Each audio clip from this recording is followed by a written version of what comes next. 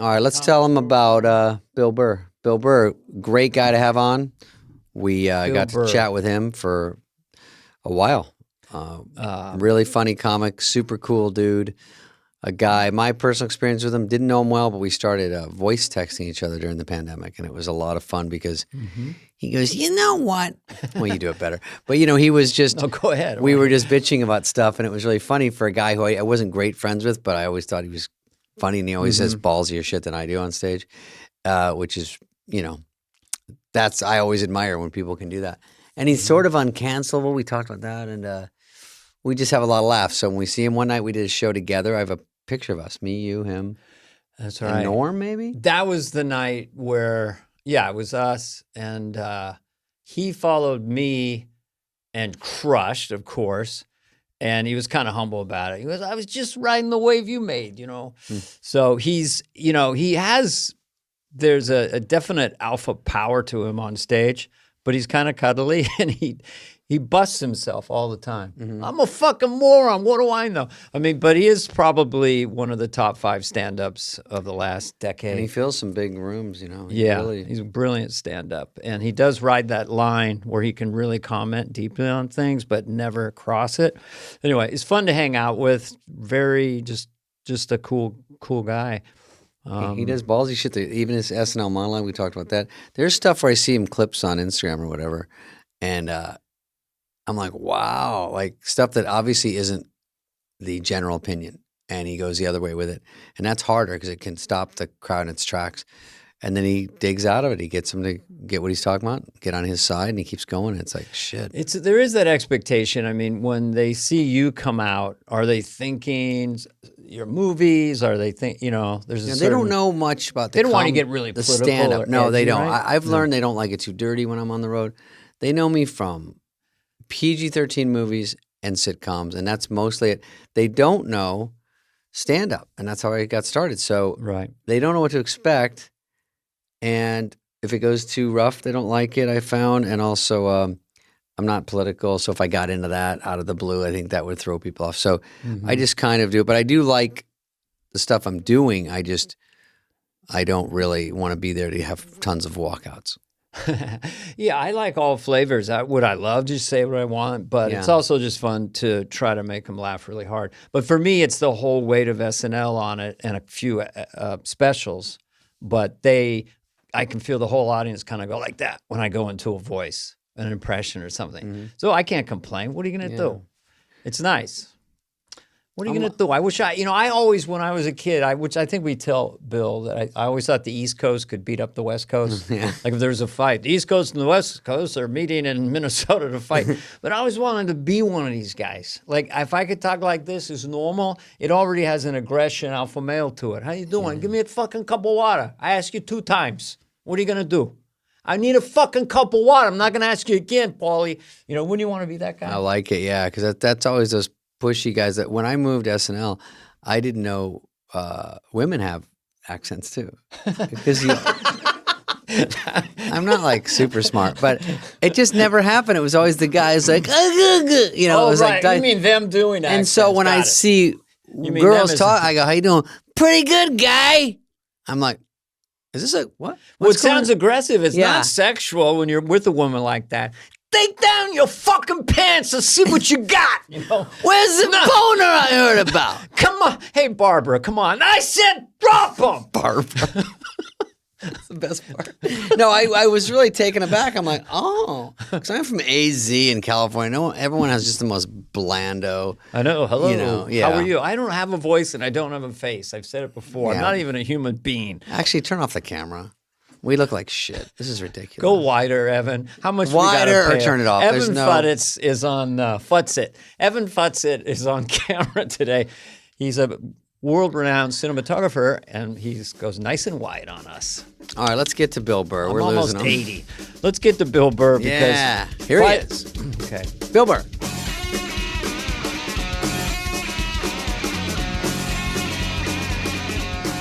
No. Please.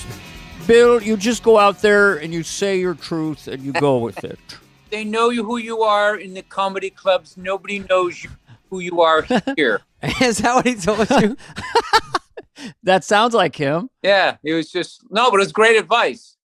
Say hello. Say you're happy to be here. Be nice. Right. Don't go right into the bits. Got it. You're a gruff, no-nonsense comedian. They have no idea who you are, so have a good show. That's sort of it, right? I'm selling out all over the world. No, I came on as a host, not a cast member. So I didn't. Yeah. Whatever happened to you guys didn't happen to me. He was great. No, you actually- you came on at the very end as the host, as the winner.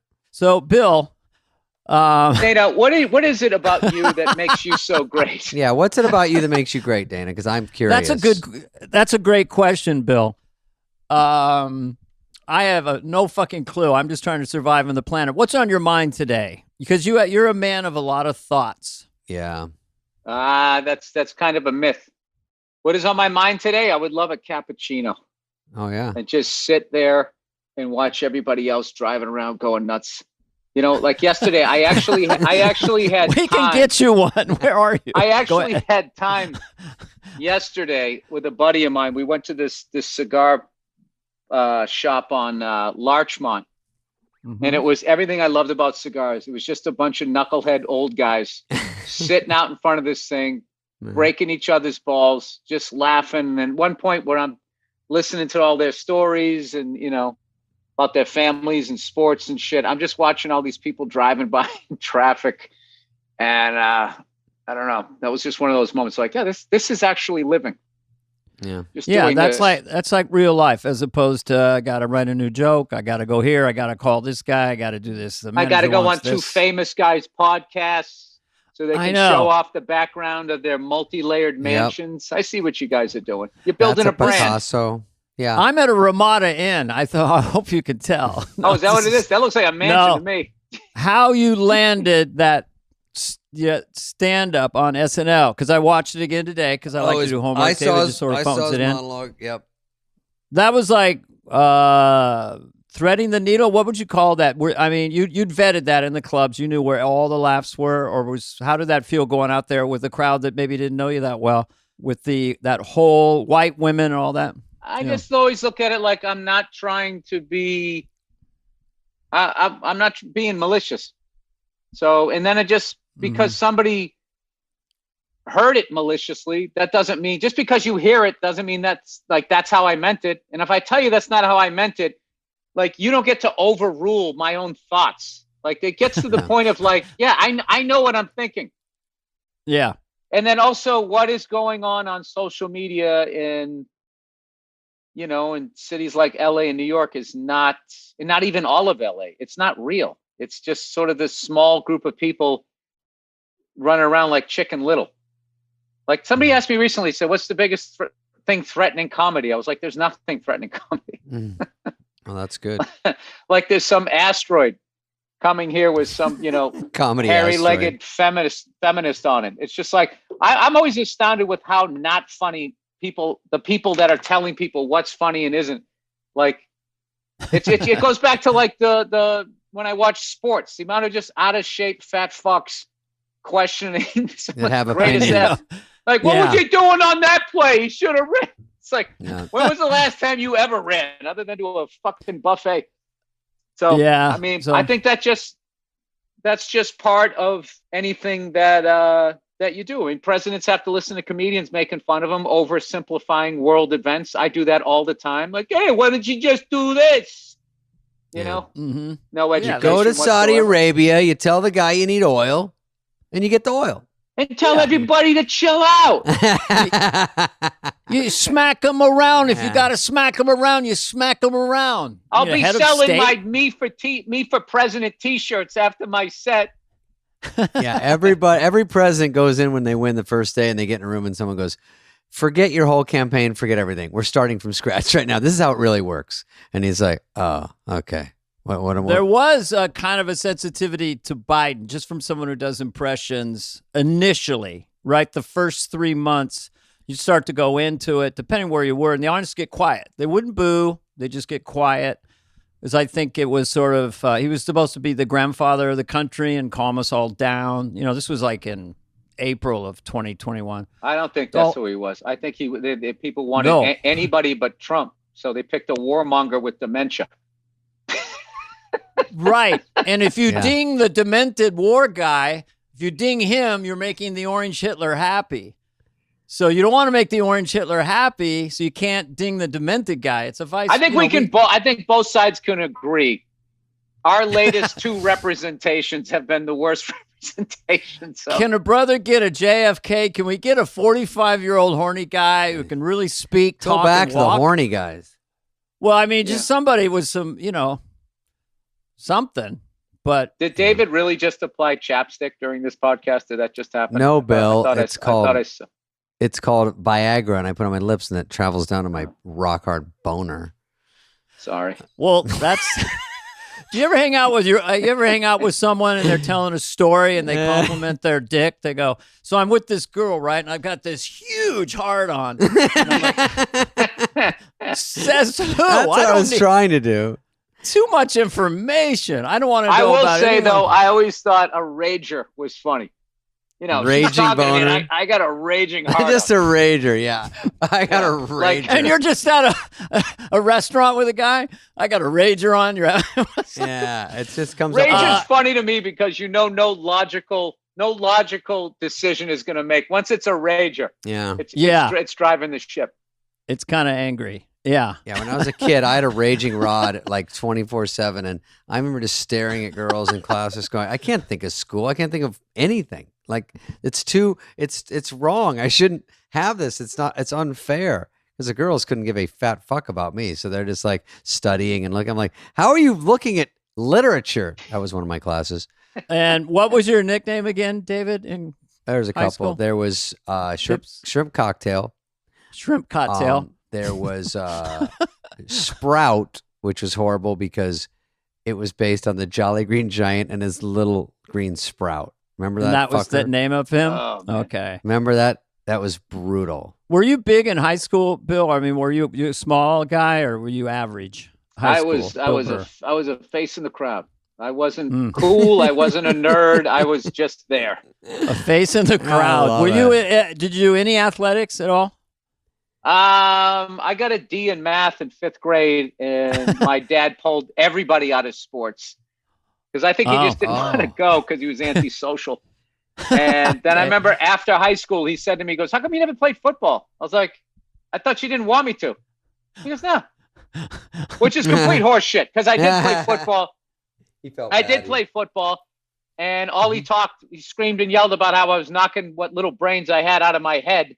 He kind of saw CTE before anybody else, I guess. So there was that. But I played like baseball. I played like pond hockey and stuff. I played a lot of sports, but not organized. So like we used to have this great game every Friday just a tackle football game in the outfield of some little baseball field, minor league baseball field there for the kids. And we would just tell the stories and make everybody laugh on Monday, I remember. And then word kind of got out about the game. And then the more popular athletes started playing. And then like all of my regular friends just like tapped out and they stopped going because the competition got too high, I think. And it was only like me and like 2 other guys stuck around to get our asses kicked. But it was more like that. But I was definitely I wasn't a nerd, but I wasn't part of the cool kids. I was right in the middle. Nerd is at least some, moniker. Just being a face in the crowd is almost worse. Just you're part of nothing. Oh yeah, if I didn't do what I did for a living, everyone would have forgot about me. By now, they would have forgot long ago. Yeah. What was that? What was that orange kid's name? That's right. Patrick. Total ginger. I have a poster of me and I have this picture of me, Bill Burr, Dana, and Norm. Do you remember that night? Mm-hmm. I have that right on my wall. Oh, I sent that to you, right? I have one I sent too. both of you guys. Yeah, I've got it here somewhere. Yeah. And Dana's is in the garage, but mine's up. And that was a fun night. I think it was my night where I got to pick people to go on at the Comedy Store, just like a stupid night. Like, do you want to have your own night? You pay your friends nothing, and then you keep a little scratch from the door. I'm like, that sounds fun. So we went, and Norm, I can't even remember anything about that night with Norm. Do you remember anything? That was a fun show, though. I do. I remember that was like a make-a-wish for me because it was like 3 of my most favorite comedians and guys from SNL on that show. And I was just sitting there going, I can't believe these guys even know who I am and would want me to come down there. And I remember Norm was, as always, holding court. Yeah. Yes. In the most quiet, slowly, like it. Usually if somebody's holding court, they're loud and boisterous. And he just is sort of like really still. Us. And he would just get that look on his face. And you're like, oh, I hope this isn't coming. Hope this isn't aimed at me. No, he took up a lot of space. He was sneakily a pretty big guy, and he was laying back on the couch, like laying way back backstage. He was kind of big. The Comedy Store, and you're right. It's so laissez-faire, like, hey, there's this guy, shot his wife, right? And you just lean in because usually it's something's kind of brilliant or bizarre. I mean, he had an irresistible rhythm. Sweet Norm. We do Norm because we miss Norm. We don't feel No, everyone knows that. We think Norm's hysterical. Even if we say something he did that's crazy, it's still out of good thoughts. I like when you guys do those other stories because it humanizes him. Because it's like, oh, he could be a dick. Everybody at some point is a dick to their friend. Sure. Well, I was mad at him during COVID because he kept saying, David, let's go to dinner. And then I go, all right, how about Friday? He goes, what? I go, how about Friday? He goes, what about COVID? I go, well, Norm, just come to my house then. You sit 20 feet away from me. No, we can't. And then he doesn't drive. Everything about him was a total fucking Norm hassle. was a raconteur. He was he was a flim-flam man. He would but I would just start laughing every time he would say something that was a couch message toward me. Like he would point out the worst part of my act, the most climbed, helpless, kind of begging for a laugh, stupid impression. And you go, yeah, you should do more of that guy. That's really funny. And I knew he was fucking with me. But it just, he was a charming, there's a lot of gold in there. Yeah, it's really good when you do Richard Nixon, right? 'Cause a lot of people remember him, right? Yeah, more of Richard Nixon. That'll make your act. I did Dennis Miller's show in the old days, Bill. You were just a little toddler. Dennis is another faceless brilliant guy. Yeah. And Dennis Miller had a few iterations of his show, and it was like a talk show. So I don't even remember. Me and Norm were on there, and I see this clip a lot. So Norm's on. I'm the second guest, so I guess I was already on, or we were on together. And he's telling Dennis this long story about I guess I thought it was boner pills or something that can't get boners. And he goes, and then they always have these commercials like, hey, do you need a rod? Do you have to get your dick hard? And I'm like, why are they sending it to me? This commercial's for guys like Spade over here. But actually it was, and I was gay in the story. So at the end he says that, and Dennis goes, oh, we're both like, you went all that way just to end with fucking ripping me, and then it got a huge laugh when he ripped me, and then they went to a commercial. I go, God damn, Norm. Yeah, but it's kind of fun to be a part of That it. was just Norm. Yeah. Yeah, I saw that. I saw that clip.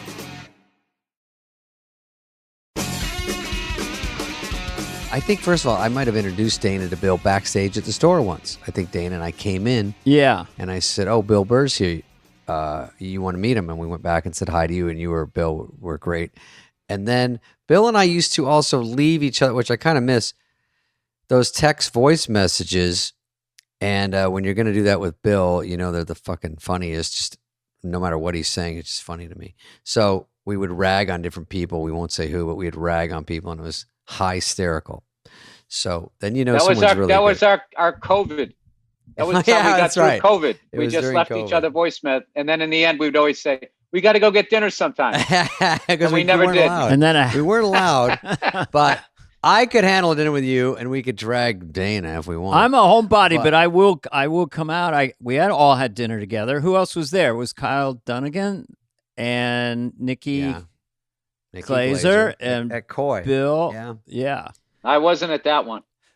Oh, you were at the one, just three of us later. Did you go to any, Bill? Did we go to dinner? Yeah, in the back room.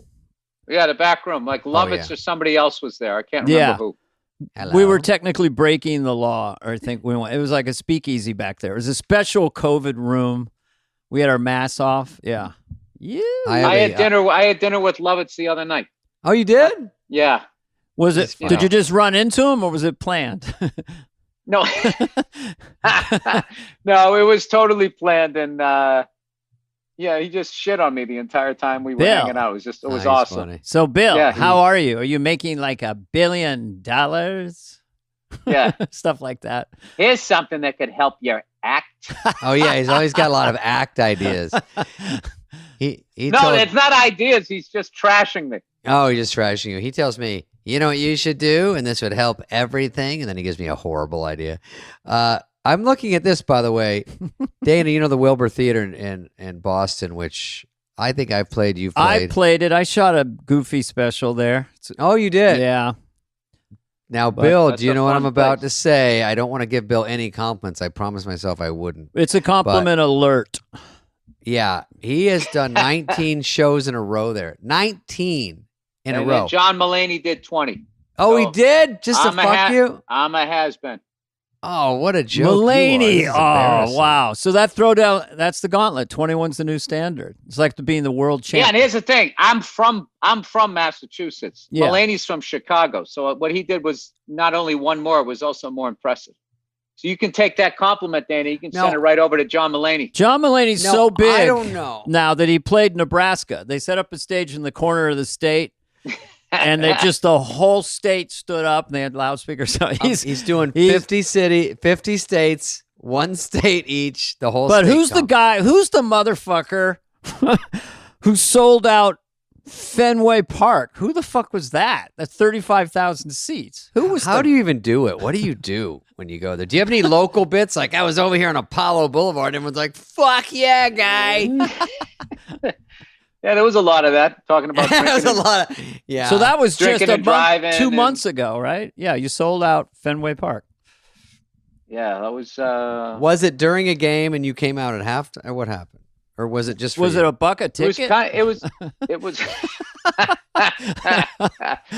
it was kind of perfect. It was like a perfect night for baseball, and it turned out to be for comedy too. And everybody came out for the comedy, and it was like playing a giant comedy club. I can't explain it. It was Okay. I can't imagine. I didn't have to speed up or slow down or adjust. It just was me telling jokes and them laughing. And every once in a while, I would just sort of look in the crowd, and just at the back of it, I just, above home plate, it said Fenway Park. I still can't believe. Where were Shit, you? my Where God. was the That happened. stage? Second base or a pitcher's mound? Where was the little stage they had you in? It was how'd they out. No, do it was it? out in center field. Center field. Okay.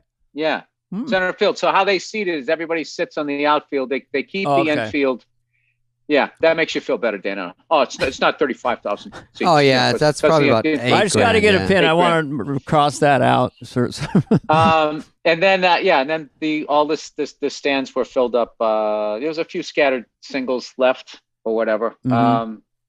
That's just a product of the internet, how that ended up happening, because the internet destroyed the music industry, and I just feel like it created a vacuum, and something else had to fill it. And I think the way Oh, interesting.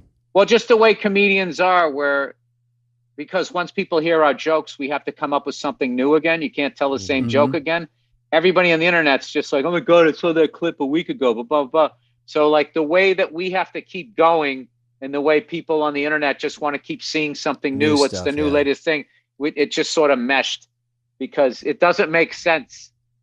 It doesn't make sense. It wasn't like this. It was Steve Martin was playing big arenas when I grew up, and maybe the Blues Brothers did a couple, and I can't even think of just comics that were maybe George Carlin. It was Carlin, Cosby, Yeah, Cosby. Steve for a while. Robin There was was a really couple. big. Oh, Yeah, I maybe don't know. Robin. I don't know if Robin played stadiums, but But I'm thinking like 3,000. Dice Clay. like Dice big- Clay was a guy. Yeah, Clay Dice was- got really Dice- big. Yeah. Dice was the first guy to do the arenas yep. before Steve Martin, and then Dane Cook started Yes. the new thing where he kind of showed people how to brand themselves on social media and be directly linked with your fans and build Yeah. a fan base. I still think you got to be at some level compelling. You can't just Yeah. go on the internet and just be like, hey, Sure. I want some fans. Yeah, So- yeah. But we talked to a lot of people on this podcast who have leaped to Madison Square Garden, like John Mulaney, and Bert Kreischer is doing 10,000 seaters. He's huge in Germany and Australia. It's just this new this new thing of podcasting and Netflix specials. It seems like Segura. so many people not doing like 3,000 seat theaters like you'd think they'd be doing, or 6,000 seat theaters, but up to sheds and mini arenas. So anyway, it's fascinating. You're one of them. You're one of them. Oh yeah, and I'm fucking. You're one of only like 100 that do it. I know. And I'm saving the money too, because I know this is a real estate bubble. We'll see what happens. Yeah, I'm saving But the money. I don't see people getting tired of laughing though. That's another thing too. It's not like I think the thing that probably takes you out is if you stop going to the comedy clubs as a performer, because then you start aging in dog years. And there's something about going down there, not like you have to pretend like you're young. You still act your age, but just being around young, you just sort of absorb how to still be a 54-year-old guy like me, but be relevant. Where I remember, when I was coming up, with the Holy Grail was not anybody going to Madison Square Garden. It was getting a sitcom that made it to syndication. Yeah, and I remember 100%. seeing. No, I saw a good 3 or 4 of those guys come out of those 8-year, 9-year, 7-year runs on a show and go back to a comedy club with their act from 7 years ago and just, I feel attacked. Eat a dick. That was me. Well, one of them was definitely David Spade. Like, Dana, did I ever tell you how disappointed I was the first time I ever saw David Spade? no. Let's hear that story. Oh, it was just all attitude. There was no punchlines. He No was just jokes. like, yeah, I'm on TV. He had a seashell necklace. Mhm. I just, it was just terrible. It No, I'm is kidding. terrible, but- Actually, the first time I saw Dana, Oh. he was on a payphone outside of this. How long ago? Payphone outside the Improv on Melrose, and he had a hat on, because he was on SNL at the time, or maybe he was. I think he was doing the Maybe movies. just at that shoot point. me or something. Yeah. Yeah, and I just remember thinking like, holy shit, that's fucking David Spade. Yeah. The big moment. Then I got to know him. I was like, oh, This fucking idiot. He has Yeah. been David part of the Spade. comedy landscape, David has, for 40 years. It's unbelievable. Let's not round it up, you fuck.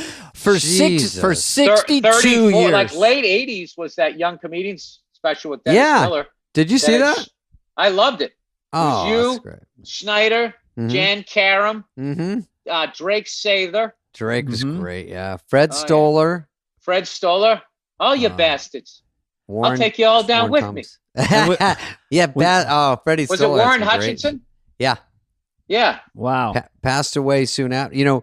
I will tell you that special. What I remember is I wasn't supposed to be on it. No I- more. No more. Oh yeah, What? that's What? you too, bit. Oh yeah, Yeah. no. I remember all I that don't, shit. I don't know what you're saying, dude. I don't even know which one you guys are singing. I'm supposed to read your lips. Yeah. Those were I stumbled into some good jokes starting out because I didn't have a lot to compare it to when I was in Arizona, and so I couldn't really copy everyone because I didn't even know what was going on. When I first went on, this sounds crazy, but it was just a comedy club, and I decided to be fun to go do comedy. And I was telling the guy before me some stuff from a Billy Crystal album I was going to do, and he goes, "Yeah, I wouldn't do that." And I go, "Why?" And they want you to just make up your own stuff. I go, "Oh, well, that's fucking." Who does that? Like, that's way harder. I just thought I was such a performer. I go, I could do this because I memorized it. It was so dumb, but I didn't know anything. I was 19. And then, so I did Billy Crystal's act for the first 4 years. And then, no, I didn't. But I did get stopped, luckily, because I would have done, it wouldn't have killed me because it's like a dumb club, but I didn't know anything. So then you get older and you try to do better, but I don't even know where this is heading. I have no idea. I think you're more experimental, and then you kind of learn how to do it, and you get more, sounding like a comedian. Then you try to get away from that. That's special. Did you ever audition for those? Because they had them for a while on HBO, and that was sort of the only game in town in LA. We would do it, and then every year it would come around, and you try to get, if you had an agent or a showcase at the Improv, to get your young comedian special, and then they said next year will probably be your year. I did it 3 times, didn't get on. And that one, they picked 5 and they said, shit, you were 6, sorry. And I was like, oh my God. And luckily my management was somehow producing that year only. And then Dennis Miller was the host, and they both said, squeeze one more asshole in there. Who cares? Just And Dennis Miller championed David. Yeah, Dennis helped me get on that. And then we did it. And then Warren, I remember I thought it was so ballsy because he was a crowd work guy and he was doing crowd work on the special.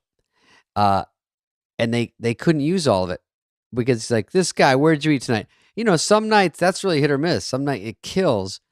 And that night it wasn't killing. And in my head, I was just going over my 6 minutes every night going, how would you do just the gamble of getting on this thing and doing crowd work? He did pretty good, but overall it came on and Rob and I got SNL off of that for sure. I've always hated crowd work, forced crowd work. Like if you go up there and something happens and you interact, that's cool. But to just go up there and do that, like I just feel like the crowd always, like, no matter what you say to them, they like lose their mind. Like, oh my God, how did he just come off the top of his head to tell me to go fuck myself? That's right. I always just thought it was, I felt that way. And then I also thought like doing jokes about sex, unless you had a really specific story. Mm-hmm. Because, because I did both of those things. I played with the crowd and I also had like sex stories. And it was just like, I remember being on stage, like as the crowd was laughing, it's like, it's not that funny. Yeah, you even telling the crowd it's not that funny. Like, settle down. It's like everybody laughs at a dick joke. So, and then I also noticed, when I was on the road, a lot of the road dogs, like when you were wondering when they were going to wrap up their set, was when they started talking about sex. It's like, all right, he's working towards his closer. And once they started talking about sex, they never went anywhere else because nothing could follow it. Yeah. Have you ever seen a guy at the store or you're at the Improv and they do, to the audience at home, when you get the light as a comic, let's say you're doing 20 minutes, they give you the light at 17 or 18 minutes, meaning if you don't know where you are, you've only got 3 minutes left. So you see comics do that, and then they do another chunk, then another chunk, and you're waiting to go on. And then they have the balls to go, so what else is going on? You have to be off 5 minutes ago. Yeah. What else is going on is the fucking light came on. Yeah. Or do it at the beginning and don't milk it. You're supposed to walk off. You're trying to stay on now. Oh, Bill, in your early days and stuff, did you have auditions either for a manager, an agent, TV show, or stand up where it didn't go so well? Oh yeah. All right, can we hear one of those? Because you're so confident on stage in these last 10 years. The first 15 years of my career.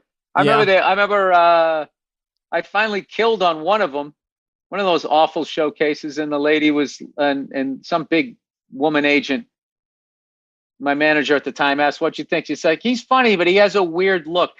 And I knew what that meant.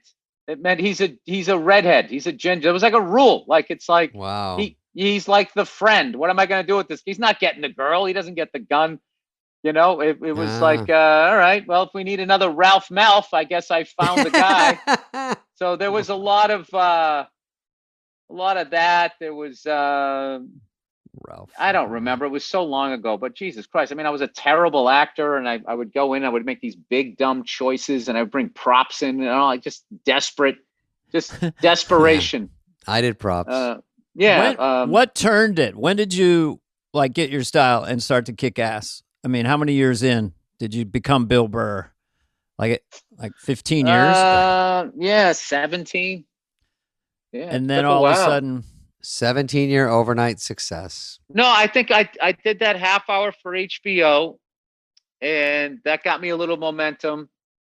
And then, I just had to keep doing specials. With each special, I got a little more credibility, and it was, I kind of had to go the long way around, but I was happy. Like, I didn't really start making good money until my 40s, but I feel like that's a better route to take than to be like David Spade and be like, like the Leif Garrett of comedy. Right. 21, he was in a movie. Yeah. 21. Being on the cover of Dynamite magazine. Remember that? If I wish. Yeah. I wanted to be on the cover of anything. Did somebody just knock? Oh, get the fuck out. Cappuccino. Yes. It's fucking here. What's with cappuccino? Can you just drink coffee? Deal with cappuccino. Thank you so much. You gotta have a fucking foam on your coffee. What the fuck is that just drink about? coffee. What is this guy got a little sugar in his tank? Jesus! Now we're gonna get full Bill Burr now with the caffeine. You know what's funny? Now that people now realize that being homophobic is a stupid thing to do. Like, I don't think they'll ever understand just the littlest of behavior that would just get you gay bashed, even as a straight person. Anything. If you picked up a coffee cup, if your pinky was out a little bit. Oh, yeah. Whoa. The size of what David was just drinking out of. Forget about it. Over. They would even make fun that I'm putting lipstick on. Oh yeah, you couldn't possibly do that. That's. I just like how you're doing that with while having the audacity to have a nice Burt Reynolds mustache. I got a cool beard. God, it's great. It's so sickening. I like it. It's see-through, dude. I don't know what to do. It's very Dwayne Allman, or Greg Allman, I'd say. I know. I get compared to people that are horrendous, and that's that. You know, it's fine. But I like Skinner. No, I ain't no angel.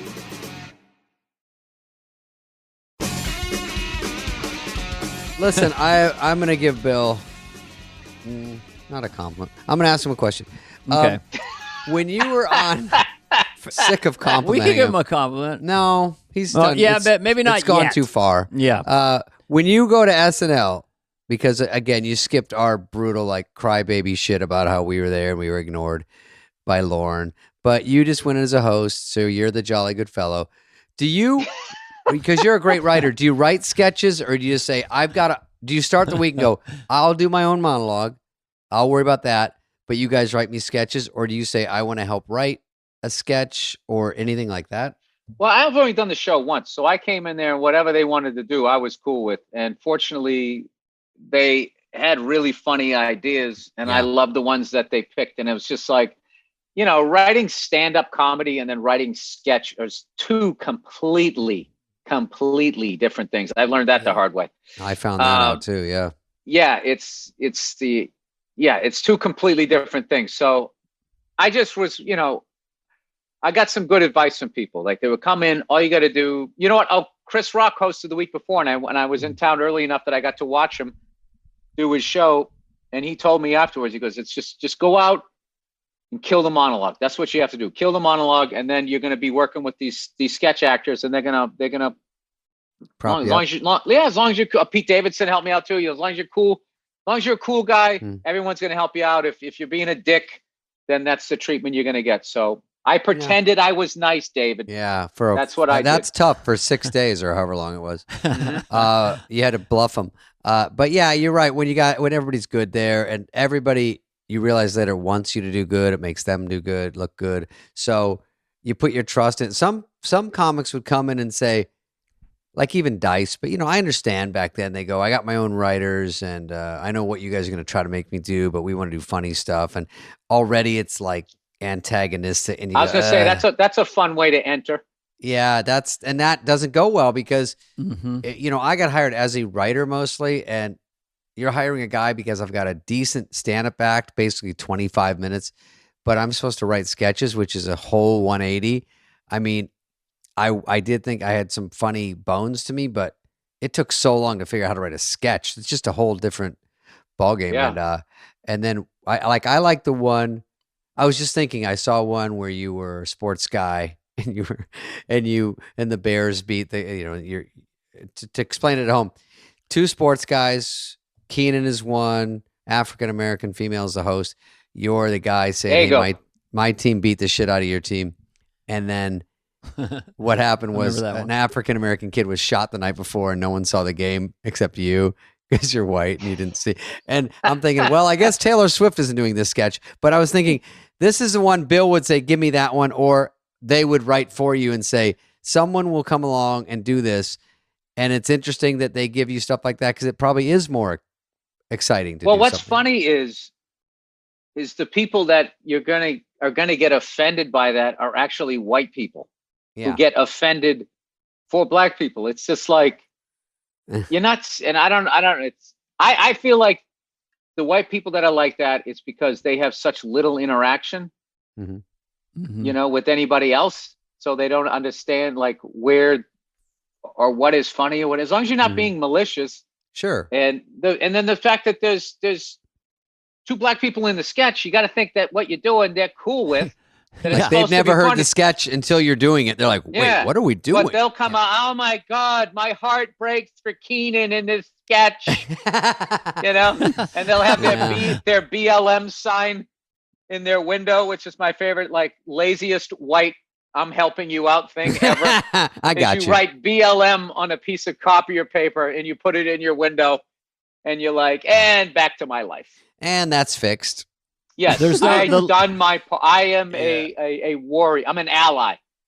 Yeah, because some of those sketches, I mean, obviously it's great. You know, everyone there, you got good writing. And sketches are good writing. And when you do a good writing, you'd hope it's harder to be offended. And especially everyone's in on it.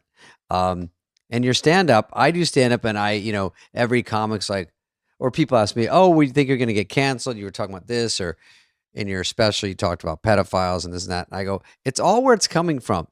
If you are angry at another race and yelling and screaming, that is racism. If you're doing jokes or about this or that, everything's coming from a funny place, or I think this is funny. There's no hate here. Whatever I'm doing about any subject, I'm coming to make you laugh. It's so weird when they get so mad about it. I kind of hear what you're saying. It's not a lot of people. It's just 2%. It's just that this business acted like 2% was 98%. Yeah, because they listen to their corporate lawyers. Because I have empathy for people that are in the industry, because if we do stuff and it flops, we got our stand up, we got a podcast, whatever. I just was talking to somebody about this. If they do something and it flops, then they lose their job, and they're like, I don't have health insurance. I got this nut I got to pay, and my kids in school and shit. So they have to be way more conservative. And I think it's a lot easier for us to be like, hey man, why don't you fucking let me create here, but let me put your career in the balance. And the trajectory was someone's offensive or starts to get canceled. For me, I just wait and I go, okay, what are the corporations going to do? You have the mob on Twitter, but okay, that's the corporate dropping. Then it's the agency drops them. Yeah. And that's how it goes. And then you are sort of on the outs for a while. But it's really up to the agency manager and the corporations. And they don't need the headache at a certain point. They don't want to be, Well, you don't get canceled as much. Like, it's like you can't go book a gig. You get sort of sent back in time in your career. Yeah. You have to go back in line and have a time before you can get back. Yeah. Yeah. So, but I've just sort of acted like none of that was happening. Has been my formula on how to get through this perceived difficult time. It's just, there was a lot of bad shit happening that needed to be addressed. And like most of the time, when the cork flies off the bottle, there's an overcorrection or whatever. And I think it's starting to go back a little bit. And we'll see. I don't buy into like certain people like that, that they should never work again. It's like, all right, if you do some Weinstein shit, I understand that. But other stuff, it's just like there's people get paroled out of jail every day and are allowed to put their fucking lives back together.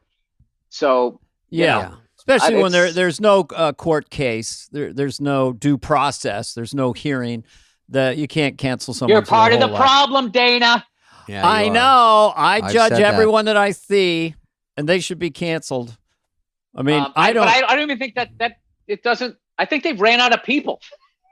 I think when you're one person on Twitter in the middle of the country, and it's sort of a power move. You go, I could say this, and let's see if I can get some shit started about somebody, because I personally didn't like this, and I'm going to make it a point. I'm going to write every company, and I'm going to write in, because that stuff does get noticed. 99% of the time, every day, it's not happening. I think it in the beginning it happened a lot, and then they kind of got rid of the people that had like the button under their desk that locked the door. All of those fucking lunatics. I mean, you get rid of all of those. Get the big fish out, and then now it's like, it's sort of like, okay, you have to sort of really screw up. I used to do a bit about where did all the canceled people go? Are they on an island? And I called it Predator Island. And Arnold was the host. Welcome to Predator Island, where we hunt there's Harvey Weinstein over there, and we go to Racist Lagoon. There's Roseanne Barr and Woody Allen. What are you doing here? Run for the brambles or lay down ground fire. So it was a long thing, but I started to run out of people. You're right. What they also should do is they should do it almost like Survivor. and you can win a challenge to get back into mainstream Hollywood. Oh, that's a good idea. It's Charlie Rose and Tom Brokaw have formed a team. This is an alliance. Anything with Arnold's accent is allowed. Dog the Bounty Hunter. Bounty Here comes Dog. He's in Racist Lagoon. Racist Lagoon. And Jesse Smollett on there too. I mean, you just put everyone in there. But you know what I love about that joke is the word lagoon, because I know you picked that word because it's just funny to hear word. Arnold say it. Lagoon. Racist Lagoon. Racist Lagoon. That's right. Yes. I like that. And Hulk's Mountain. Hulk's Mountain. Jesse Smollett. On Hulk's Mountain.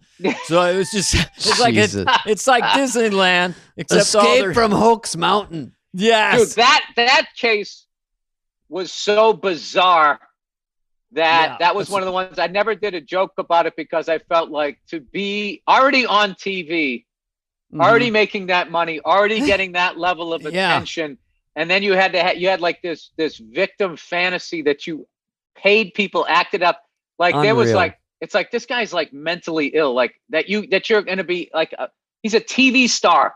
He thinks he's going to do that. I mean, that's like when you watch those first 48s and somebody's never committed a crime in their life, and then they try to get away with murder, and they go like to the local pub and they're like, why? Hey, who wants to kill my wife? Yeah. Like, within 2 seconds they're talking to an undercover cop. Yeah. They're always in a fucking caught. Chevy Cavalier, and they're just arrested and their whole life is over. You know what I'm learning, Bill? I'm learning that on Craigslist, there's no real hitmen anymore. It's all undercover cops. Every time I look for a real hitman, it's just an undercover guy. And I'm like, is there any real ones left? I have a friend of mine that is a district attorney, and he was telling me how funny it was. He goes, the amount of times in my law career, someone would come in and say, somebody broke into my house, or the cops would come with the case. That's right. They would talk to the cops. And then before he was prosecuting, they would come in and they would talk to the cops, say, I think my neighbors took my stuff. And they would be like, all right, what's his name? And they would say his name, and then they would type it into Facebook. And the guy, the idiot, would be on Facebook with all the stolen shit behind him and like cash, totally convict himself. Yeah. And I said, like, what percentage of people would do that? He said, like 15. like that was such a ridiculously high number. Too high, yeah. That dude, it's your neighbor. He knows your name, and you're going to put his stolen TV behind you. Bill, do you ever play this game with your wife? Like, if you say to your wife, if you were going to kill me, what would you do? And if I was going to kill you, this was what I do. Because I told my wife this is how I would do it. Well, see, I want to hear what you. But mine was that we would go for a hike, and there would be a steep cliff, and I'd just be like, boom, just push her really fast, and then that's it. And now, would you say boom when you pushed her? Is that part of it too? That was me as a stand-up trying to kill in the room here. Yeah. Boom. But we did. It's just a little inside joke. You probably. I'm seeing you as more just a fantasy. If you had to kill someone, say you wanted to get rid of Spade because he stole some of your bits.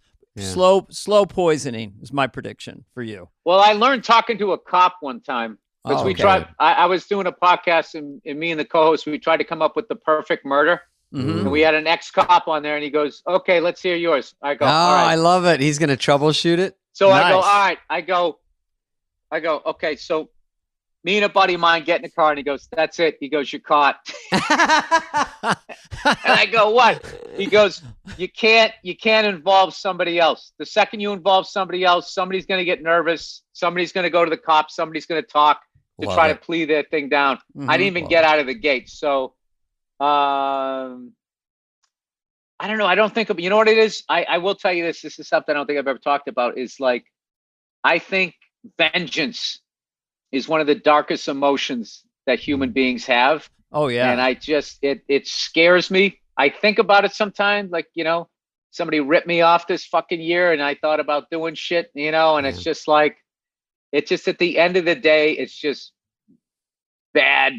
I don't know. So if I was going to kill David Spade, there's something so puppyish about David Spade that, like, I think I would put him in like a bag, like kittens, and then hit me with a rock. With rocks in it. Oh. And I would just throw him over and listen to meow, meow as he went over the bridge. I didn't mean this literally, but the perfect murder is a good subject. Did the cop ever really say what he? Yeah, give me a good one. He told me how to get away. A gun made of ice cubes, or what? What did he say? A gun made of ice cubes. I think he should have told the cop that one. Would melt. The weapon would melt. You know, it's kind of irresponsible. You guys want it because I can tell you he told us how to do it. Oh, it's irresponsible because people will hear it and act on it? No one hears this. I don't know. Well, he said basically if you have no priors, all right, if you have no prior convictions and you kill somebody, just that you're completely, are you writing this down? Oh, yeah. Do you say you're insane? If you kill somebody you have no connection to whatsoever and nobody sees you do it. Hard to get caught. I mean, what is there? There's nothing. Yeah. There's nothing. But it's the forensic stuff, though, right? The evidence, the hairs and the blood and the No, it's so many times you're filmed, Bill. Like, I see these shows sometimes, and everyone's filmed everywhere. They're walking out, and they're doing That's true. This. There was a guy. There was a guy in the fucking valley. There's a you know that music venue, the Baked Potato. Yeah. Famous place where all these like arena level like crazy jazz and studio musicians jam at, and right next to it, a few blocks up, is a recording studio for music. And this guy thought that they ripped him off. So he went down there on a Sunday and he lit the place on fire, not knowing there was people in there, and people died from the smoke because they were in the soundproof room. They had the whole crime on film. He pulled up to the mobile station, took out the gas can, filled it up. Wow. Yeah, everything. Then they had the city cameras of him walking across the street with the gas can, and then every business up the block had him going by. Yep. And it was that's just like Keystone Cops. That's the problem. It's so much harder. The fact that he killed people, like that's the thing. Like that's that thing once you become like a parent. Like it stops just being like a cartoon. It's like that was somebody's brother, that was somebody's sister or parent. It was just tragic. Some dumb shit and they didn't even do it. But like that fucking idiot. And it was just like the level with which that they didn't think that out. They just were like, oh, it's closed on Sundays. I'm just going to do like to not even think. There's some. Well, I'm going to go on record and say I'm anti-murder. No, we're against. But I am fascinated by the subject of crime and also all the cameras. Bill, wait, let me ask Bill. Why are so many?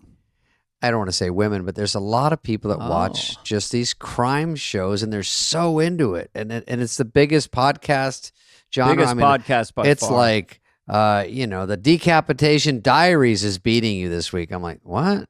That's a whole podcast. My wife says that she watches them because she tries to think like what she would do in that situation, which I kind of go with, but like, I just can't like, I don't know. I don't like going to bed watching shit like that. But like, I remember I used to do this bit when that Michael Jackson documentary came out, and this guy was going, "Do you see that Michael Jackson documentary?"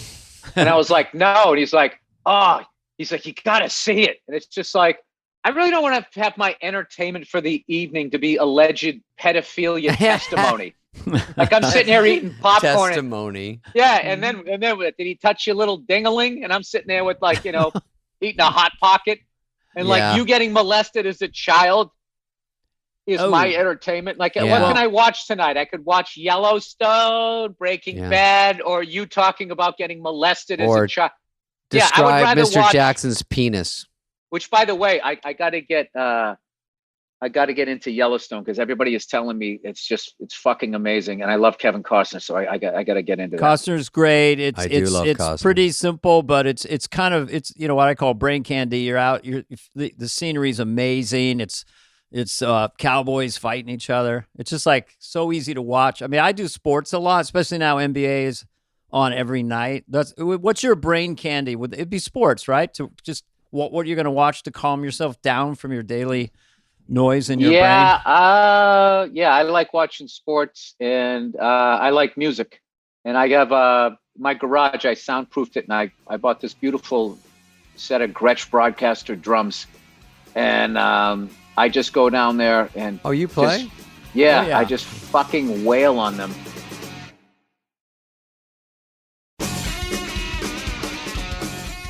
Hi, everybody. This is Dana. By the way, right now, we're going to go on a long tangent, probably 20 minutes. Bill and I and David about his love of drumming. And he's so excited and so happy. And I loved it, but it's a little bit technical, but I hope you enjoy it, or you can click off. Goodbye. Do you jam to music or just by yourself? Or does it have a drum track or music you play along with? If I'm having a good day, like I sit down and there's actually ideas for the first time ever. I've been playing like on and off for 30 years. And all I did, my first like 27 years of playing, all I would do was listen to a drum track and then learn how to play it. And it's someday I just finally woke up and I was thinking like, if I did this same approach to stand-up comedy, I'd be a joke thief.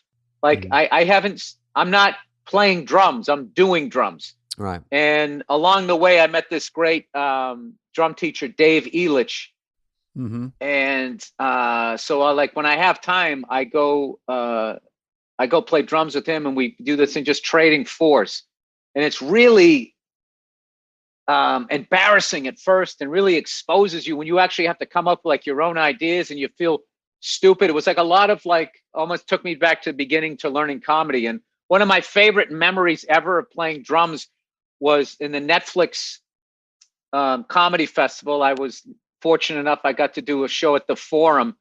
And before the Forum, I did a drum lesson with my teacher in the empty Forum in the round.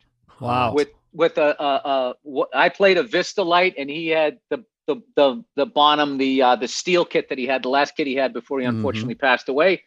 And we just jammed in the middle, trading fours. And what I loved about it was Dave has gone on tour with all these big people. So he's played drums at like, the Cowboy Stadium and everything. But just to do that and just have fun, dude, he had the biggest grin on his face. Like both of us were just sitting there cheesing in the middle of it. And in a lot of ways, it was more fun than the show. Because the show, it's like I'm at work, I'm doing a job, and there's this pressure of like people have spent money, they got a sitter, I have to deliver. Where that was like total freedom of like make an ass of yourself, fall on your face, and all of that stuff. So, is that like a heavy metal set you've got? I mean, a lot of cymbals, a lot of toms. Because no, I've always been into like Steve Jordan. I always just loved all the music that he could get out of like a little like 4-piece kit, 5-piece kit. And when I, at first when I would listen to all the metal and all of that shit, I was into, wanting a double bass kit and having all these drums Bonham. And all of these. Bonham played a small kit. Like I just wanted to play like one of those big, giant massive, kits. So Spinal Tap kit, right? And then Guns N' Roses came out, and Steven Adler came up and had a 4-piece kit. And if you really go back and listen to Appetite for Destruction, and just the amount of music, and like it's very rare that there's a drummer that if you took out all the other instruments and you just played the drum track, that a non-musician would know what song it was. Yeah. Because it's a weird thing where like a guitarist has to play a different riff every time. But you can be a drummer and kind of play the same beat as long as you keep in time. But the creativity that he had with that little kit, he actually influenced everybody. If you watch, once he came out and Guns N' Roses hit, all of those guys stripped down their kits. Even the guys with the double bass, double basses, they went to like the double pedal, except for the thrash guys. Right. Now the thrash guys, like that's like, they're like, I always looked at them like you're talking about like Pantera and Slayer, that kind of shit. Yeah, they're like the outlaw bikers, where it's like you got to ride a fucking Road King. So they got the big ass, the 24-inch kits, 3 up, 2 down, or 4 up or whatever. But you have the big 4 of them, and then like Vinnie Paul, rest his soul, man. Like that guy, like just the groove that he played, because I felt like. I think once you got like double bass and all that stuff, like it's really hard not to overplay. Yeah. I felt like a lot of guys, and it's like you're supposed to be saying something. You're not supposed to be talking to me like an auctioneer, going like a zillion miles an hour. Less choices. Let me ask you a question about Metallica. Like, so they're in their mid-50s and they have all that heavy metal. And you watch Lars and stuff, and they're doing it, but at some point there's a fitness aspect to that, to be able to do that for like an hour. They wail you're like, on them. And you're mid-50s.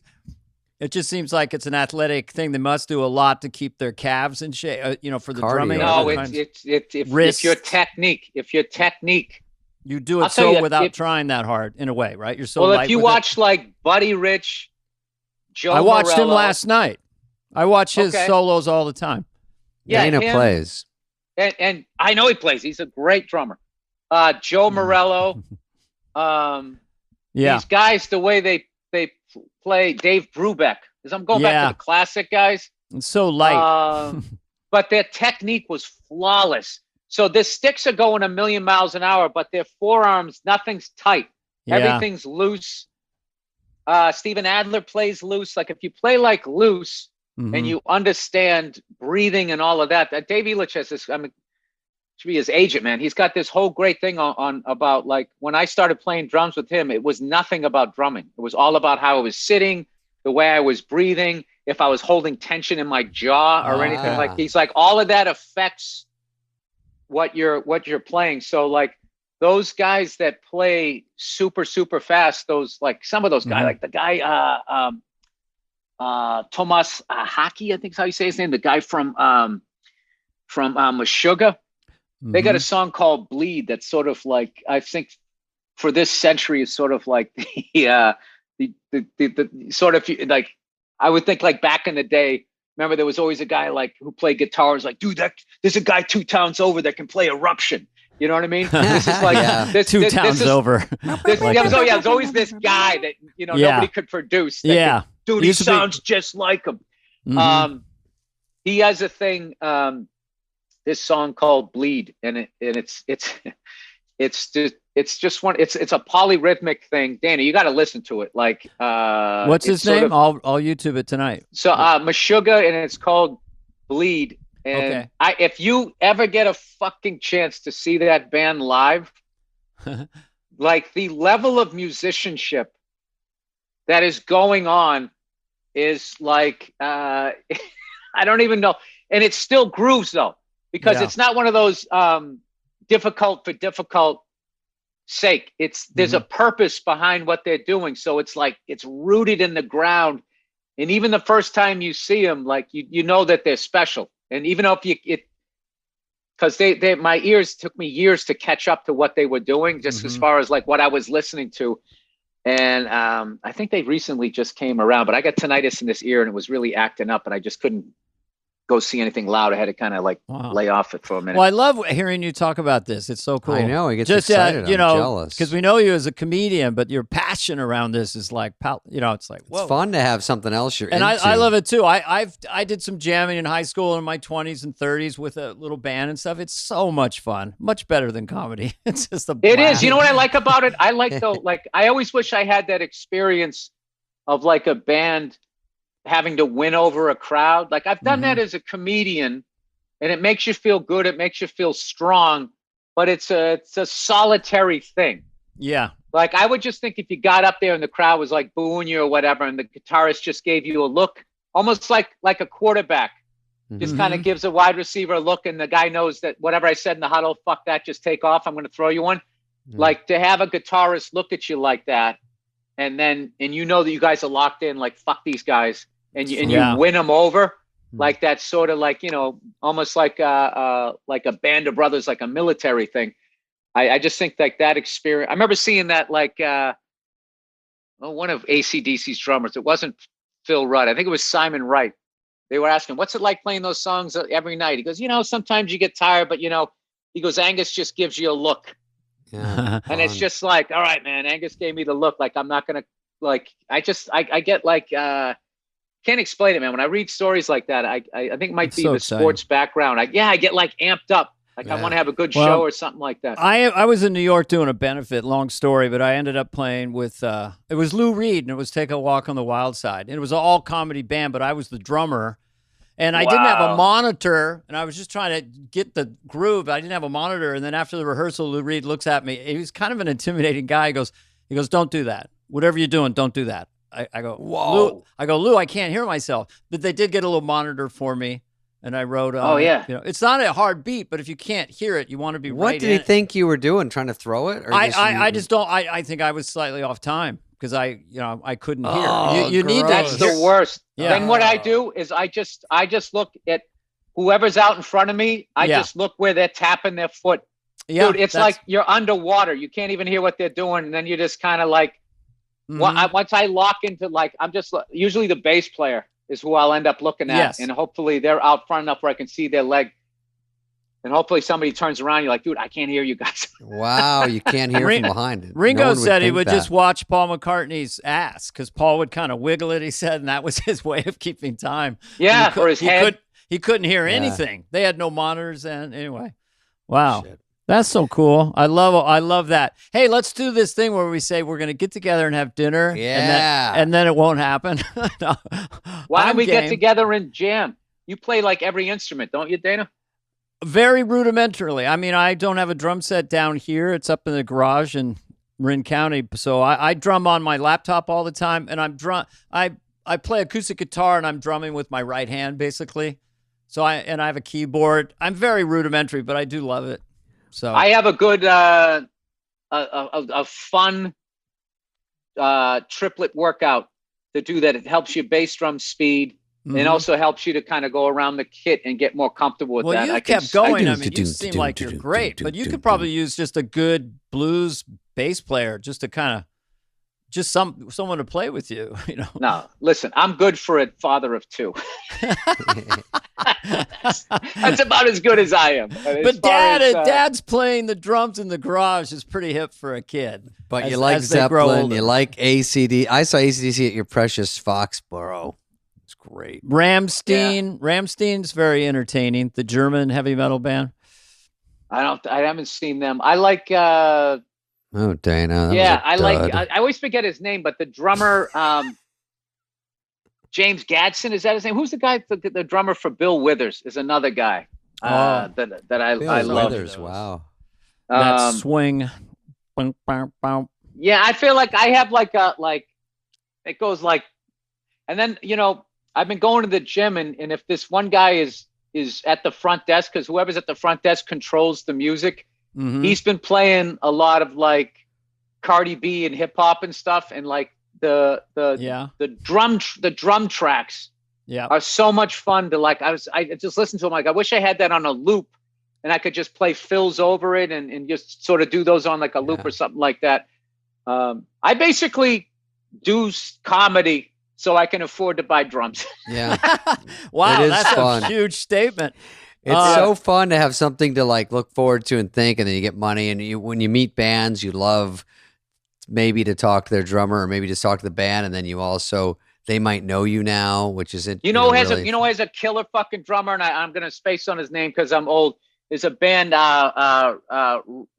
Russian Circles has an absolute beast of a drummer, and he somebody sent me a clip of him, and it was what I loved was his use of dynamics, which I feel like in all facets of life with how loud you have to be to get attention now. Yep. I just feel like dynamics is like a lost art, and it was another thing where he had this little kit, and the amount of music he was getting out of this thing was insane. John Theodore's another guy that I love, all the way back with Mars Volta right through. Yeah. All the stuff that he's doing now. Well, in the end of the day, Queens. I tell people it's kind of the kick drum, the snare, and the hi-hat. I mean, there's a lot more to it. But if you can master that and all the machinations of that, Cozy Powell was a big one from the 70s, and he was Mr. Hi-hat, doing all this hi-hat work. I gotta give where the fuck is my phone? There's these kids that I listen to on the Instagram there. I don't have my damn phone. Where the hell is it? Oh, well. Oh, I'm on my phone. Idiot. Old dad right here. Yeah, too many inputs. Yeah, there's these guys that I listen to. So Ringo or Charlie Watts? That would be a question for me, and Bobby Slayton would hash that one out. Oh, for me, it's not a question. I go Ringo. Okay. Okay. Me too. Ringo or Bonham? Two different animals. Two different worlds, the best in one world and the best in the other world. Yeah, that's like zebra or mongoose. Mongoose. I mean, that's just. I think Ringo, because we had Paul on our podcast, and we talked about just car stereos and remastering some of the Beatles stuff. So you really heard the bass, and you heard Ringo's kick drum, and you heard how they syncopated together, and it's really fun. And that was not around in the '60s on a transistor radio, and the way they had to mix them in mono, they couldn't have that heavy bottom in there. So he became. I think Bonham is one of the more misunderstood drummers out there. How is he misunderstood? Because he's kind of number one with most people, Because when people because his sound was so big, your eyes lie to you when you watch him. When you watch him play, it's so big. Your brain tells you he's doing this, and he isn't. He's all like wrists and fingers. He just knew how to hit a drum and get out of the way, and then on top of that, had this gift for dynamics and sound and all of that stuff. But like, well, that was like Led Zeppelin. when I was growing up, like the all the drummers are saying like, yeah, dude, Bonham used his stick was like tree trunks. They were like two bees, and it's just like basically, like I don't know, like those giant ones, right? They thought it was all just strength, yeah. And then you watched it. And now I'm looking at it going, I think he plays with like a 5A, which is like a number 2 pencil. A light little stick. Well, the value of his drum, who set up those drums? Because his kick drum and snare, that relationship is like nothing I've ever heard anyone get. And it's so potent. And you're right. I think there's a lot of muscularity just built into that you don't have to pound. There's that Oakletree guy. He does a whole thing on how he used to tune up his drums. But Bonham had a big part in that. Like he wasn't just one of those, hey, tune up my drums and I'll sit down and play them. Yeah. Like he had that 26-inch kick, and he had nothing in it, and there was just like a piece of felt either on the batter side or the resonant side. Yeah. And he just knew how to hit it and push all that air. But that was another thing too, was everybody thought you had to get all these big drums to sound big, but like they didn't know how to mic drums when he came up. And the amps just kept getting bigger and bigger. So the drums got bigger so you could be heard. And then, by the end of it, I kind of, what's funny is I actually bought the green sparkle John Bonham drum kit at one point. I actually owned one of those with the big 26-inch kit. And it was really difficult for me to play. Like going from the rack to the floor tom, it was like skipping a subway stop. And then it finally dawned on me. I was just like, this kit worked for him. I'm not him. So I sold the whole thing, and that's when I got the Gretsch Broadcaster. I got a little 22-inch kit, and I like them low. I like low drums close to each other and tilted in a way that it's all right there, rather than reaching all the time. That's a whole other skill set when you're out there all the time. But Bill, when you see guys, like a lot of guys put their hair into it, so you don't know how hard they're hitting, like Grohl or Taylor Hawkins, it was like, wham. And it looks so hard, but you don't know. Is it more head movement or is it more really wailing on Dave the drums? Grohl, I'll tell you, underrated it is his work with Killing Joke. And there's a song called The Death and Resurrection Show, where he plays, and he's playing 16ths on the hi-hat, which so really fast. It's two hands, but like I had a buddy of mine, better ears than mine. He goes, no, dude, that's one hand. I'm like, what the fuck? And it is just the perfect, sickest beat. And I'm killing myself that I never, when he was playing with, he took a break from Foo Fighters and he went on tour with Queens of the Stone Age. There's a great, they just, of course, they're never on the fucking drummer when he's playing. Even when he's playing a goddamn solo, they're still fucking going out to the crowd. So they have a song called "The Song for the Deaf," and Grohl plays like this, just perfect solo in the beginning of it, and it's just that there's space, there's power. It's just like if you watch that solo and you don't want to learn how to play drums, you're not alive. Hey. So.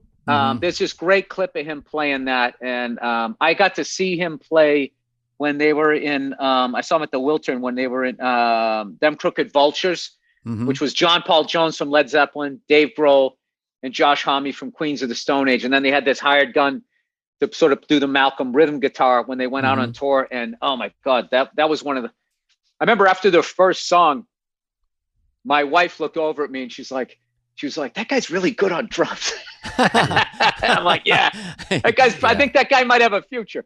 Yeah, he's just the stuff he did with Nirvana, just beginning there, was so perfect. You know, he's musical. Yeah, and I also thought when I was a fan of his, but when I really became a fan was when they did Unplugged, and he had to bring that all down, but still drive the song, and he did it so effortlessly. When I watched it, I was just like, oh wow, this guy is. So I got to be honest with you. As much as I like the Foo Fighters, I actually don't like them because it took one of my favorite drummers. Mm-hmm. Yeah. I mean, I love the Foo Fighters, and I have fucking 10 of their albums. But like, there's a part of me like going like, "Fuck, I wish this band was a little less successful so I could watch them play drums a little bit more." Well, Nice. Bill, Wow. let's let Bill go. He's been a fucking stud. Thank so you, buddy. So much fun. Really Yeah. All fascinating. right, well, look at that. Who would have thought? Huh? We went from comedy to like being old dads at Guitar Center. I'll talk about music anytime. We have a lot of. Yeah. I love it. All right, Anyway. well, let's do the obligatory. We're all going to get dinner. Let's Let's and then do it'll it. be just me and Bill, but I will tell Dana after that we went. And let's do the awkward sign off where it's a little kind of We all lean in and look it for says how to leave, and you see the other Yeah. person still on, and it's all awkward. Or I hear you two guys start to talk, and I'm like, did I just hang up on you? Yeah, Yeah. we'll Do do that.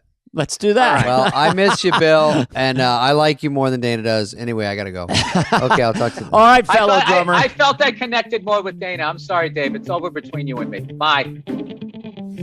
Hey, what's up, flies? What's up, fleas? What's up, people that listen? We want to hear from you and your dumb questions. Questions, ask us anything you want. You can email us at flyonthewall@cadence13.com. Okay, so we have a question from Tina Palmer. Thank you for the question, Tina. Let's read it. I absolutely love your podcast. It's the only one I listen to on a regular basis. Thank you. It's so fun and always makes me smile. I like when they put more compliments at the beginning. Well, I want to. It's a good way to get it picked, though. I have to say that we don't see these ahead of time. This is our producer, Greg Holtzman, who picks them, but it does seem a little self-congratulatory. Hey, David, I just found a letter from one of our fans asking a question. I absolutely love your podcast. I don't know why I like this one. I only listen to it on, it's the only one I listen to on a regular basis. It's so fun and always makes me smile. Okay. You know, we need a compliments hotline. Yeah, because I'm down a lot. Okay, go ahead. All right, so here's the question for you. SNL has had so many amazing commercial parodies over the years. Which ones were your favorites? My all-time favorite, Schmidt's Gay. Adam and Chris were hilarious. I remember that one. I remember that That was one. great. That's there. Couldn't do it today. There. First of all, a quick story. Schmidt's Gay, I think I was in for about a couple days, and then they switched. I it. was looking through some commercial parodies this morning. You were in a lot of them. Yeah. I did. I think Smigel wrote Schmidt's Gay, and I think he switched it from me and Farley to Adam and Farley. And I was like, oh, because I knew it was so funny, and they put that Van Halen music in. That was such a funny commercial. There's so many good ones. Colon Blow. Colon Blow, Phil Phil was in Hartman. that. I think Al Franken wrote that.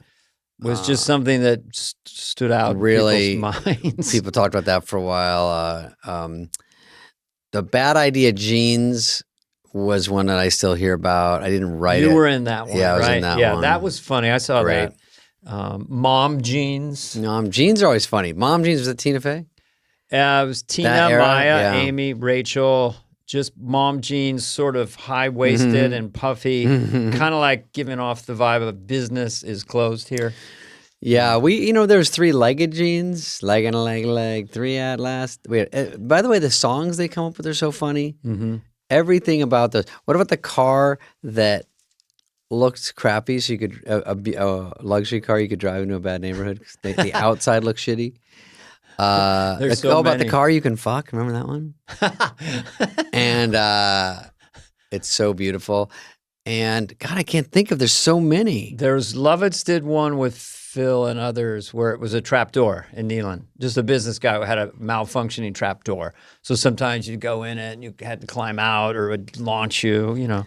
Well, too, because I was, early on, you write a lot of commercial parodies because it's a good way to get on the show. It's sort of a backdoor. The two I wrote I liked were, there was Salon, the Vidal Sassoon shampoo. Did that get made? That got made. That was on Hibernal. What was the premise of Salon Finish, Salon Shine. It was the guy in the commercial saying Salon. If you say it right, it makes your hair better. Salon. Salon. Okay. And then there was Hibernal. Yeah, it was like a NyQuil commercial with Farley where if you want to sleep through all of cold and flu season, you sleep for 4 months. And Farley wakes up, who won the Super Bowl? But he's got a beard now and nails. And he was mad because I was on the set and he's like, do I have to put all these fucking nails? I'm like, oh, relax. You're going to be here 8 hours anyway. So they put a wig on him. Julia Sweeney was in it. Nice. And then... Chia Head, I wrote. That was one of the first things I wrote. Oh, yeah? I remember that one. And that was one of the ones that turned into a real product about 10 years later. They made Chia Head. And I was like, exact same box, everything. But it was like you put President Obama and you put the seeds on and then Chia Head. Yeah. So they took that idea? I mean, I don't know, I guess. But yeah, I think they used to do specials. They'd have a commercial parody special on primetime. The driest one that Jim Downey wrote was called Change Bank. It's so droll and so dry. It's just them saying how all they do is make change for you. Yeah, one of these days we'll put clips up. I mean, you can look them up, all these ones are saying, but we got to get some clips in here because it's hysterical. Thank you for that question. Thank you. And thank you for the compliments because we really need them. We're hanging by a thread here. We don't know if we're going to get canceled. Okay, Dennis Miller, who is a really long-term good friend, who's a brilliant mind and one of the probably best pure stand-ups. And I think, because he did it 6 years and nailed it every night, the best update guy in SNL history. I don't count Kevin Nealon because he only did 3 years. I think of him as a sketch player. Yeah. Tina always had a sidekick. So I think Dennis is the best pure, Chevy was brilliant as well. But I put Dennis up there and he's funny. It's fun to do Dennis. Yeah, they've been lucky with Update. They get great people on there. I should have tried to do Update. Colin, the current people are great. Colin Quinn, yeah. Yeah. Mm-hmm. And Colin Quinn and Colin Jost. Yes. And Scarlett Johansson. Scarlett did it for awesome. a while, yeah. She's awesome. I don't know anything about the show. She did it for a while. Okay, Colin Jost was in the Avengers. Okay, started out in the Whisper Horsey movie with the Redford cat, all right? So Denny got me on the HBO Young Comedian special. That's right. And he helped get me on SNL. He's the one that gave me the famous advice before I went on at Catch Rising Star. Hey, Spudley, don't kill too hard. It'll throw up a fucking red flag. I go, what do you mean? He goes, they don't like some polished road hack. I go, oh. Anyway, so wait, I don't do well tonight? And they're like, and David Spade. And I go, so I walk up and they're just looking at your writing. So I did it and Schneider did it and we got on the show. Oh, Dennis was a good champion of young comedians and he's a good talent scout. I mean, he noticed a kindred spirit. I think that you have some symbiotic comic DNA with Dennis. Yeah, you're not a clone, Dennis. But big influence, especially early on. And he helped Sandler get on too. So and Schneider. Yeah. So he was a big help to us. And here he is, your boy, Dennis Miller. One and only Dennis Muscle. Christ sakes, Carvey, what was in your tea that day, all right? It's called Miller. It's not exactly the toughest pedigree you could think of. Anyway, when I do Dennis, my IQ goes up, but right now it didn't. Ladies and gentlemen, the man without the sunglasses is now going to say... It's Miller time. There you go.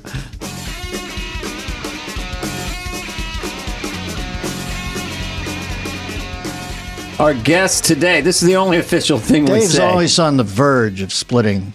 He lives on Dave. His frisson is found. Yeah. No, it's like a surface tension where you overpour a glass and a tremor. That's Spudley. Spade passed out was the kind of moniker of early October. Hey, wait, before I forget, did we do a gig once in Pennsylvania where we went we were having so much fun in the back seat of the limo that we went around 100 miles the wrong way before we figured out the driver. Was that me and you, or you and Dana? I don't remember too many drives. I thought it was the three of us that we got in a car on the Pennsylvania Turnpike, and we were laughing our asses off. And do you remember this at all, or am I just doing a Brian Williams? I hanging remember off a the lot of helicopter drives thing? in darkness at night from gigs. Yes. It just seems to me that I remember being in a car with you guys and all of a sudden saying, hey, we're heading towards Pittsburgh. We want to go to Philly. So there I go. That's my story, folks. Yeah, thanks That's my for coming on, Dennis. story. We would get insanely silly in back of cars after gigs, driving multiple distances, like ridiculously. I used to always go. Remember we had that. We both lived across the street on the Upper West Side, and there was that fuckhat who played the Jamaican. What's that drum called where you hit a big walk and it boing? Yeah, I know what Tiffany. Yeah, we had a guy outside playing that till 2 a.m. And Christ, you couldn't say anything if you were buzz killing him. You know, all of a sudden I'm just trying to lay there. It's the one sound on the planet I can't sleep to. Boing, boing. Can't sleep. I don't like any sounds. Those New York, I was from Arizona, just a sweet kid off the streets.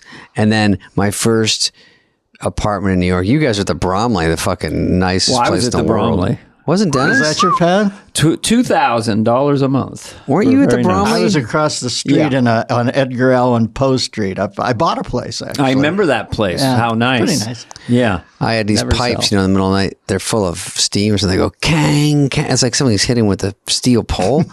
And I call my landlord. I go, something's wrong. He goes, shut the fuck up. Don't ever call me again. And I go, what? And everyone goes, that's just the way it is. I go, the way it is, there's no way to sleep. It's like a steel that's a rude pipe. landlord. You know, David does, he has to have Shut a the fuck scene up. arranged. So to think about dropping you, I'm touched by that with Spade, that he has a supreme comfort. Watch him on Ellen or Stern. Oh, yeah, very, very this guy is pattery. so comfortable. Right. And then if you tweak something like this picture of Faye Dunaway's hanging a little tilted, he can't even fucking get out of bed in the morning. But, I was getting, and by the way, it's before Uber Eats, it's before any delivery. So I had to go down to like Sleepy's and buy a mattress and drag it 3 blocks up my stairs. Sleepy's. Like there's Good. no See, help he's- at all. You know what I mean? Your ancestors Right. in the comedic kind of tributary. Sleepy's that place. But dropping these references perfectly timed. And then I would drag it up, and then I had to get one desk, a phone, and that's all I had. Like 2 spoons because they kept telling Lauren. Lauren kept saying I might not come back the next year, so I had to move in May. And then wait, and then about a month later, he goes, okay, bring him back. And then I have to come look for an apartment. It was way more stressful. I should have spent the money. And Lauren would do the pickup of Damocles thing hanging over your head. So you were like a rat on a wheel. Just, I'll do anything. Mine was Whitney. Do 2 bad ones in a row. I'm So you were co-anchoring with Whitney Brown. 85. You were there 1 year before me. Yeah. With Terry Sweeney, Nora Dunn, Whitney Brown. That was your first season. I remember going to Lou Chow's one night with Robert Downey. It was a Swedish young guy. that was your year. Yeah, his first. And his wow. young girlfriend coming. We shot pool next to Lou Chow's with Sarah Jessica Parker. She was like 16. Oh, yeah. And I was playing the paterfamilias with guys like that, and Anthony Michael Hall. Anthony was standoffish, but Robert was the sweetest cat in the world. We had Randy Quaid. Yeah. who's now going up country. I don't know what happened there. But, Yeah, you could say that. Got a little woo-woo up in the attic. He's auditioning for militia roles now. He's on next week, He's right? got to look. Oh, I think We'd so. love to have Randy Randy, Quaid. take it got back. canned heat playing in his head 24/7. Little Freeman action on outside of Big Fork. Okay. And Denitra, poor Denitra, who passed. Denitra Yeah, Vance. okay. She was lovely. Denitra Terry Vance. Sweeney, who I saw maybe last year, and he's still with his husband, who they were together then, so that was lovely to see. And Lovitz, of course, and Smigel, that prick, wrote. I kid Smigel, I love Smigel, but he wrote that. He wrote that last scene where there's a fire. So at the end of that season, I was about to say, you lived through the fire, I guess. Yeah, but they didn't say that night. The funny thing was, Lauren runs into the fire and grabs Lovitz and runs. That's true. He saves it's kind of Lovitz. brilliant. I mean, it's technology. Yeah, it's a great joke, but when you're waiting on a pick, I kind of thought I'd get picked up, but you never know. The season was considered rough because Madonna came on the first show of the following season and said it was a dream or something.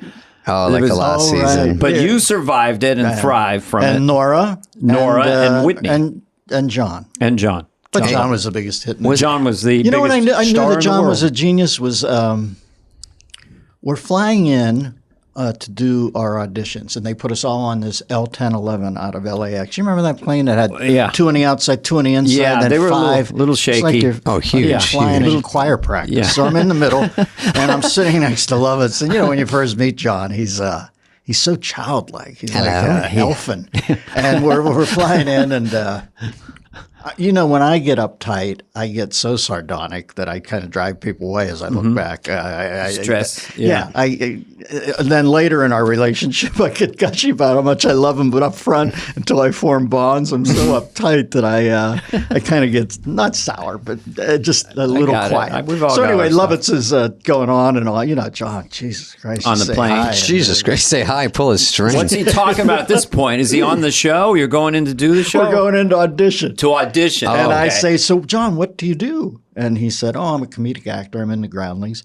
And I said, so what will your audition be? And he said, I'll do some characters. And I go, what character are you most proud of? And he said, on the plane, the pathological liar. So he said, this guy lies incessantly. And I'm sitting there thinking, Christ, it's like seeing a gazelle limp on the Serengeti. I'm going to feed on this cat. I said, that's the big pitch? You're going to come in? That's a big pitch. You're sitting in front of the SNL. It didn't sound that great. Star Chamber going, I didn't remember. But then crushes. All of a sudden, I start seeing that thing. And then he does dress rehearsal the first night. And I introduce him as Tommy Flanagan, the president of Liars Anonymous. And he grabs me. It goes well, but he grabs me in the break and he says, no, it's not Flanagan. He says, there's no other way to really pronounce Flanagan except for a pathological liar. He makes the A long. It's Flanagan. And I looked at him and I said, Jesus, John, that took my breath away. I said, that is such a cool little accent or a cedilla or something. I thought, this guy is sharp, man. Imagine Flanagan. You look at Flanagan, you're going to say Flanagan. But he even had to lie about that and say Flanagan. John, that's great. We had him on the show, and he, he really stood out because he looked different. Him and Phil Hartman too had these 40s things they would do all the time, and his voice was so big. John with acting, that whole thing. But for you, we knew each other from the clubs, and you probably knew David a little bit too before he got into SNL, maybe right after. I remember David and Charlie Schlatter. Yeah. Remember, and Schneider, we used to go have breakfast at Jerry's Famous Deli on the curve out in Ventura. Sure. You'd be there with Tori Wells. And Tori Wells. No, Covert went out with Tori Wells. You guys would come in full-blown porn star was at Jerry's. I'm like, oh? Yeah, she was straight out of the porn. It's like, that's great. And we Dennis is more of a Terry Weigel guy. One time Tim Meadows. And I said to them, they were also diminutive. They come in and they're all killers. Charlie was funny too in his own way, but he ended up walking with a clipboard next to Dick Van Dyke for 4 years in a hospital. Remember that show? Diagnosis Murder. Yeah. So they came in and I told you should pitch a show called Tiny Cops. Oh yeah, Tiny Cops. It was just a procedural, but everything was just like Jerry Orbach and one of those procedurals, but all the props were made just a little bigger. So you guys would whip up to a crime scene and people would say, look, it's the Tiny Cops. And the doors were all little, and they'd open the door with 2 hands and hop out, and there'd be, you just set a scale up so everything was done. That's ready I for remember Hulu you told me now. because I was like, I'm waiting for Michael J. Fox to host for that one. Give it to us. Hey, come on, Sarge. From Casualties of War. What are we doing here exactly? Did we do a benefit for I did a benefit for Michael one night, and he stops 2 days out. He's such a mensch. He stops taking his pills 2 days out. So to get the fundraising going. Oh my God! That's what an absolute beautiful beast he is. So we're standing there talking. I'm gonna have to process that later tomorrow. It gets people to go, "Oh shit, this is for real." Yeah, I mean, it was interesting. Blew me out. You're like gobsmacked, and you're also tearing up, thinking, "Wow, this is a warrior." This disease fucked with the wrong guy, and we're doing a gig, and Jason Bateman comes in, And he said, "Hey, do you know Jason?" I go, "No, I like Jason Bateman."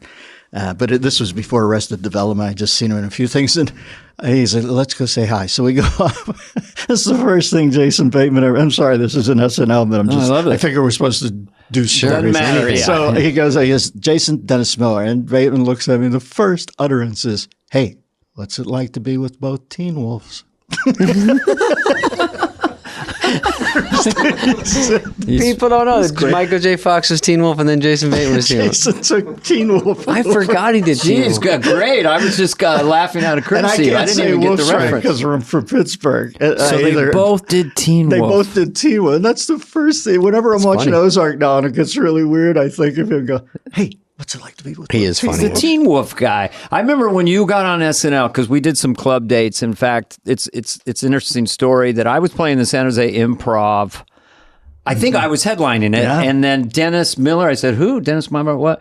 So I picked you up at the airport in San Jose, and you were my opener for like 5 nights No at the San Jose fucking Improv way. in like 81. And we got on like a house of fire. Right? You had to We got on follow this great. guy? This is a tough Well, I'll one. tell you. Usually, I was, I had the lady. I had some chops. I had my, I know, you're the hardest to follow. I had my little impression. Yes, he's horrible. I liked Dennis right away, but I didn't pay much attention. There's another middle Yeah, I act, understand. Middle But act, then poke your every head in night- now and then, take a every look. night, I'd go up there and I go, "What is wrong?" If I wasn't watching his act, what is wrong? And I realized then I went out and watched him. I said, "Holy shit." So the first 10 minutes of my act, I had to deal with you because you were a headliner. I mean, it was ridiculous trying to follow you. Yeah.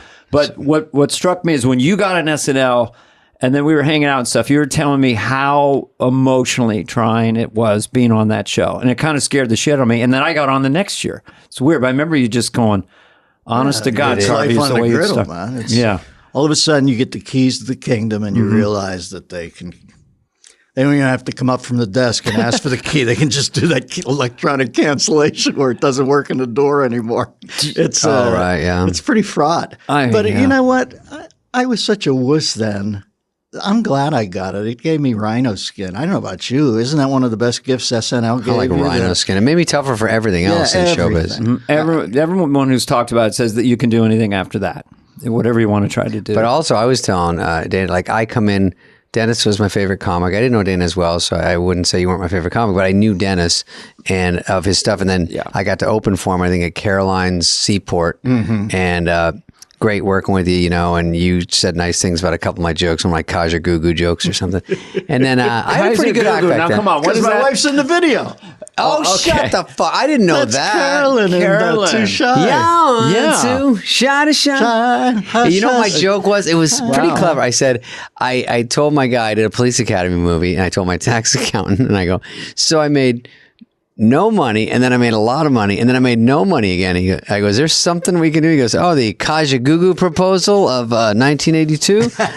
Something about someone that made Some money and tax didn't make thing, money yeah, again. Yeah. income No, averaging. he did. something like he went that. on and did one other thing, "The Never Ending Story," that song where the kid sings it while he's on the dog's head. That guy did? Oh, Yeah, Jamal? that was Lamal from Kaja. Yeah, Gugu. Lamal. So he had 2 big hits, but he also, he worked with Giorgio Moroder a little on that, and they became friends. So I think Lamal does well now. But that's I used to Whoever watch these my people wife on that are. video. He had parachute pants. I That's all met I cared her about. later in who life. I go, is- Jesus. was a model when you met her. Yeah. She was in But Europe. that video is cool when you go back and see it. It's one of those videos that you don't. They have some sort of loose narrative there, but it's mostly just Lamal and Carolyn in a nightclub. It's cute. I told Dana before with Lovitz that first of all I didn't write for you, but you helped me get on this young comedian special that was before SNL, and that he hosted, and he sort of squeezed me in from 5 comics to 6. Remember, there was only going to be 5, but then you helped. Brad and Gervitz helped, and then so I got on. So that got me, and Bowie was in the audience. We've talked about that. Coolest cutaway And then, ever. Yeah, the coolest cutaway. yeah. Yeah, there's our crowd, Bowie. Yeah, and it's then not Joanne Worley like Robinson. yeah, there's Bowie doing a love gut Joan buster, bending over, and then I get on the show, and then it's me and Schneider, and then Dennis is like, he goes, Spudley, get a crowbar in there and fucking kick me some update jokes. Don't forget about your boy. Has that been his consistent nickname for you? Because he always calls Spudley. me Carvey and you're Spudley. Yeah. And Nealon is Sammy. We'll talk about why that. Yeah. Okay, so go ahead. So I would try to, once I realized I was totally X'd out of read through for the week and nothing got on, then I'd go and and try to give Dennis some crumbs with update jokes and slide him under the door. And then Herb Sargent would go, I go, did you, Sargent. did you get my jokes? He goes, I mean, none of them are any good. So we would try to write for you. And I told Schneider, help out Denny, man. He got us here. We got to throw in some jokes. But it's hard to write for a guy who's this good of a joke writer. I'd say the best. I make my best blush sometimes. Dennis is pound for pound the best update person in history, my opinion. Appreciate it. And also the longest single guy, because I was looking up update hosts today, and Tina always had a sidekick. She was brilliant too. Oh, right, single. Yeah, but as far as 6 years, 6 seasons, solo, 120 shows down the barrel. Well, Herb was big.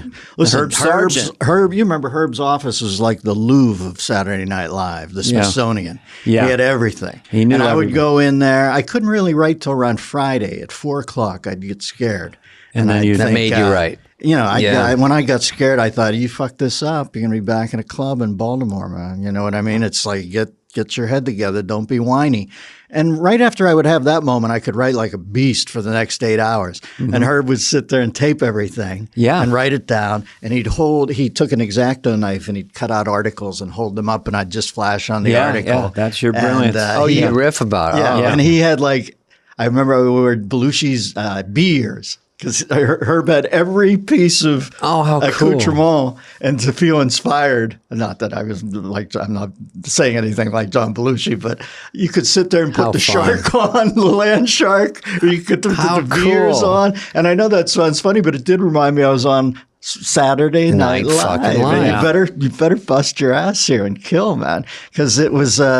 The day-to-day of it, you guys must know, it's like work, and there were times you'd forget it, and then there were other times you'd see George Harrison walking in the middle of the night, and you'd be reminded that you were at the locus of it all, and it would make you hustle because you wanted to stay. It was too much. It was too much to process. I can't imagine people coming on now, because we've followed the original cast, the superstars, and then Eddie Murphy, Billy Crystal and Martin Short, Christopher Guest. So the idea that for me at the time that I was on Saturday Night Live was insane. So to deal with that pressure and score, but I've never seen anyone in a room write jokes like you. And I know people have talked about it besides me, like with the recorder on, topics going. When did you know you had that gift? Because you told me once, which I think is an interesting story, about doing kind of your first stand-up date in Pittsburgh and inviting kind of local friends and stuff, and it was a disaster.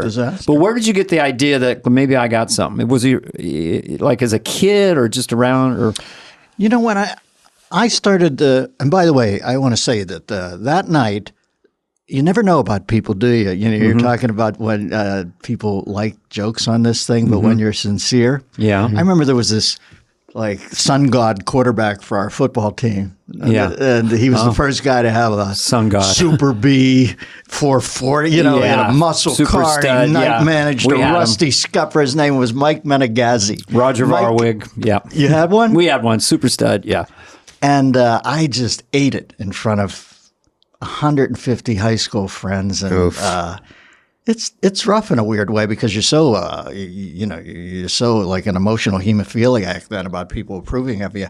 And it went horrible. And I remember him coming up to me in the street. Yeah, you never had the time of day for me. Or that turns out we didn't cross paths, but he said, hey, you should keep that up. You have something. And I know that this is always going to be brutal for you. That was tough.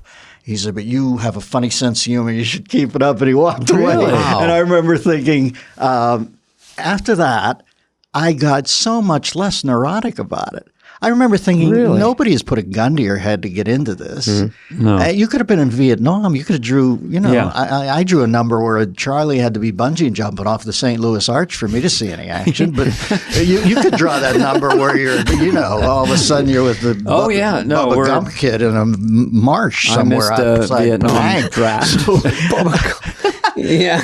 But life gets a lot harder. And I got so much less neurotic about it. And that's when I started to write better jokes, because I remember thinking, this isn't a sword from the stone moment. This doesn't always have to be some Francis of Assisi praying on a rock and a beam hits you in the head. Just shut up and write 10 jokes. It's like Letterman used to say. That always made me, it's parts of Dave I don't get, but I was always endeared when he'd say, hey, we're entertainers. Have 2 funny stories and get on and tell them. How about the show? You didn't want to know anything. I got jokes. 8 minutes with you. Yeah. Tell 2 funny stories. I think it's nice that you did that, because I think it's interesting that you walk away bombing in quotes in your head. You fuck that. But someone, people don't always laugh out loud, or there's people that go, everyone's not laughing. I shouldn't laugh, but I actually think this guy's pretty good.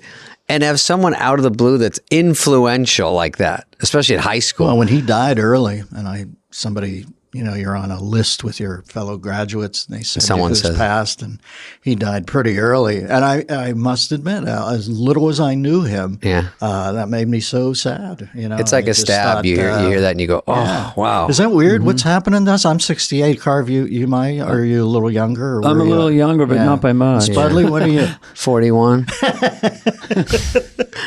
Heather, check the Wikipedia. Will you change it again? You just wonder. You know what I mean? You're starting to hear I see about people classmates. It's so weird. Or you just start noticing the age on people that have a heart attack, and you go, at 51, you go, what the fuck? So now you're in the vicinity of like, oh, people are dropping, or you look at a picture and you go, oh, these 2 aren't here anymore, and you go, fuck, man, it's rough. I have a big picture in my office. Tough. Do not. I just looked at Spudley's office. It's so sweet to see those memories, but I look up and see Phil so many times, and I just miss. Jesus, weren't we privileged to be with him? I had a flash yesterday because we were talking to Bill Hader, about nerves, and I do remember distinctly being terrified. But I'd come on before a sketch, an 8H, and I'd see Phil and Jan, and they'd be in their costumes, and Phil be looking at the script, and they were calming. Your castmates, I call them bandmates, it would calm me down to a point. We're in this together. Going back to you were just alone, right down the pike. For like, how long were your segments normally update? 10 minutes of jokes? And you'd have but guests. There's always a guest. Yeah, there's always a guest or two. You know what it is, that old Carson lesson about those are not going to work. And you have to not be a sweat act when it doesn't work. They don't need every joke to be perfect. That gets a little precious and neurotic. They want to see if you have any Scaramouche in you when it doesn't go well. Can you still Zorro a little? Scaramouche? The guy who was served under Trump? Rapier. The rapier. Okay. I got to go back to junior college. I didn't know that one. I just skipped it. I'm just saying that they want to see some savoir-faire when you eat it. That's more important than good jokes. Yeah. And Carson was always so brilliant at that. I used to watch that and say, why is that so intoxicating? And I thought, well, when this joke goes awry, the only mistake you can make is to double down or look like an asshole or like you're so bullet-ridden you can't take it. You fucked up. It's definitely a joke that doesn't land, and then they see you smile or laugh at the idea that it didn't land. That's all it takes. Yeah. You don't even have to be witty or anything. You just have to look aware that you just This is what, how bits stand out with people. I don't know why this line always stood out in my brain. I don't know if you did it on Update, but it was just so you, and it was so dry and bizarre. Jimmy cracked corn. And I don't care. And I don't care. Long pause. What the kind of hell attitude is that? Did you do that on Update? You know what? I started to try to write jokes when I was in a fallow thing as far as I used to always think indignation, what am I? It was like the fulcrum. Right. Oh, yeah, what am I? Arcane reference. So, when you boil it down to is I got cut off on the 101. What am I? The robot made from just, whenever I'd get stuck, that's what I'd write. And when I couldn't even come up with one of those, I would just do a rhythm joke. And oddly enough, you built that firewall for me when you used to do Morse Miller, where you wouldn't even say words. You'd just go.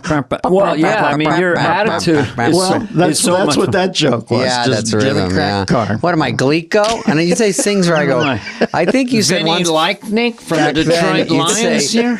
You'd say things that weren't even, didn't even make sense. It's brilliant the way you do it. Because people would walk away going, I didn't get 2 of those. You're like, oh, I just made those up. Just because you got to keep people off kilter a little bit. Like, God, I had almost every reference. I always thought the core joke, the mothership should be accessible to all, and the next one should be accessible to 4/5.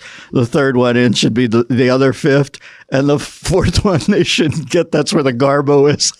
And it doesn't even have to make sense, but you walk away and go, you just give them that look. It's just so smart. It doesn't even have to mean anything. I don't know. Also, you've done how many specials? 10 specials? 9 specials. Mm-hmm. Which I opened for one, maybe Black and White or maybe Mr. Miller Goes to Washington. I was thinking of shooting for 10, but I don't have it in me anymore, man. I'm like Jimmy Arness in season 22 of Gunsmoke. I'm flenching. It has to be Jimmy Arness, not James. There's a kid in town with a fast gun, and I don't have it anymore. The last one I did, I was so fucking nervous. Well, the way the world is, it would be here. You'd be seated for your tent. I could do this. Just a little room with just like 3 people. But you stand up in front of that crowd. I just don't. Listen, I'm glad. I played golf with Charles Barkley once, and it's terrible. But he had, he didn't even have a hitch in his backswing. He had a mini stroke. We'd have to go away to Warm Springs and swim in the pool with FDR just to go. Eleanor son with her girlfriend. He used to be, I remember golfing, he'd say, I can't believe I embarrassed myself like this. And I said, Charles, just be glad it wasn't in your free throw stroke. Stop in the middle. It could have been in your rice ball. Right. So I always thought, as long as it didn't impinge on my rice ball, like the not acting or anything like that, I was happy. But can I just insert this for a second? One time, Dennis and Kevin and I did a date, and we were too afraid to take the private jet. There was weather, so we drove for like 4 hours. And I needed jokes about kids in high school because my son was working on a stand-up. Oh, yeah, we had. And Dennis sat there and came up with like 50 jokes just sitting in the back like that. One of them was like, I'm going to paraphrase it. I don't want to say I went to a privileged high school, but I hung my jersey in my wine locker. But it was one after the other. I probably was clumsier than you did. Listen, if you do 50 jokes, 40 of them suck. Yeah, it's okay. And you just rapid fire. 10 you can pull and they've got something, and then you Mr. Miyagi the 10. Yeah, you sharpen them a bit. I watch you on stage. I know that you take it up there and get the language right, and the rhythm's right. Yeah. You're a great stand-up, man. When I first saw you, obviously you were like such a young kid. And then I've watched you over the years, and those Ellen things, Ellen can be a little quirky, but you're so smooth with that. And then you go over to Stern, and then when I see your stand-up periodically, I go out, well, God rest his soul, Norm. But remember you and I and Norm recently? Oh, that was the last time I saw Norm. That for sure. Yeah, maybe me too, because during Corona, he didn't say what was going on. So he just say, I can meet in a week. And I go, all right, we'll go to this restaurant. Outside? I go, no. You can come to my house. There.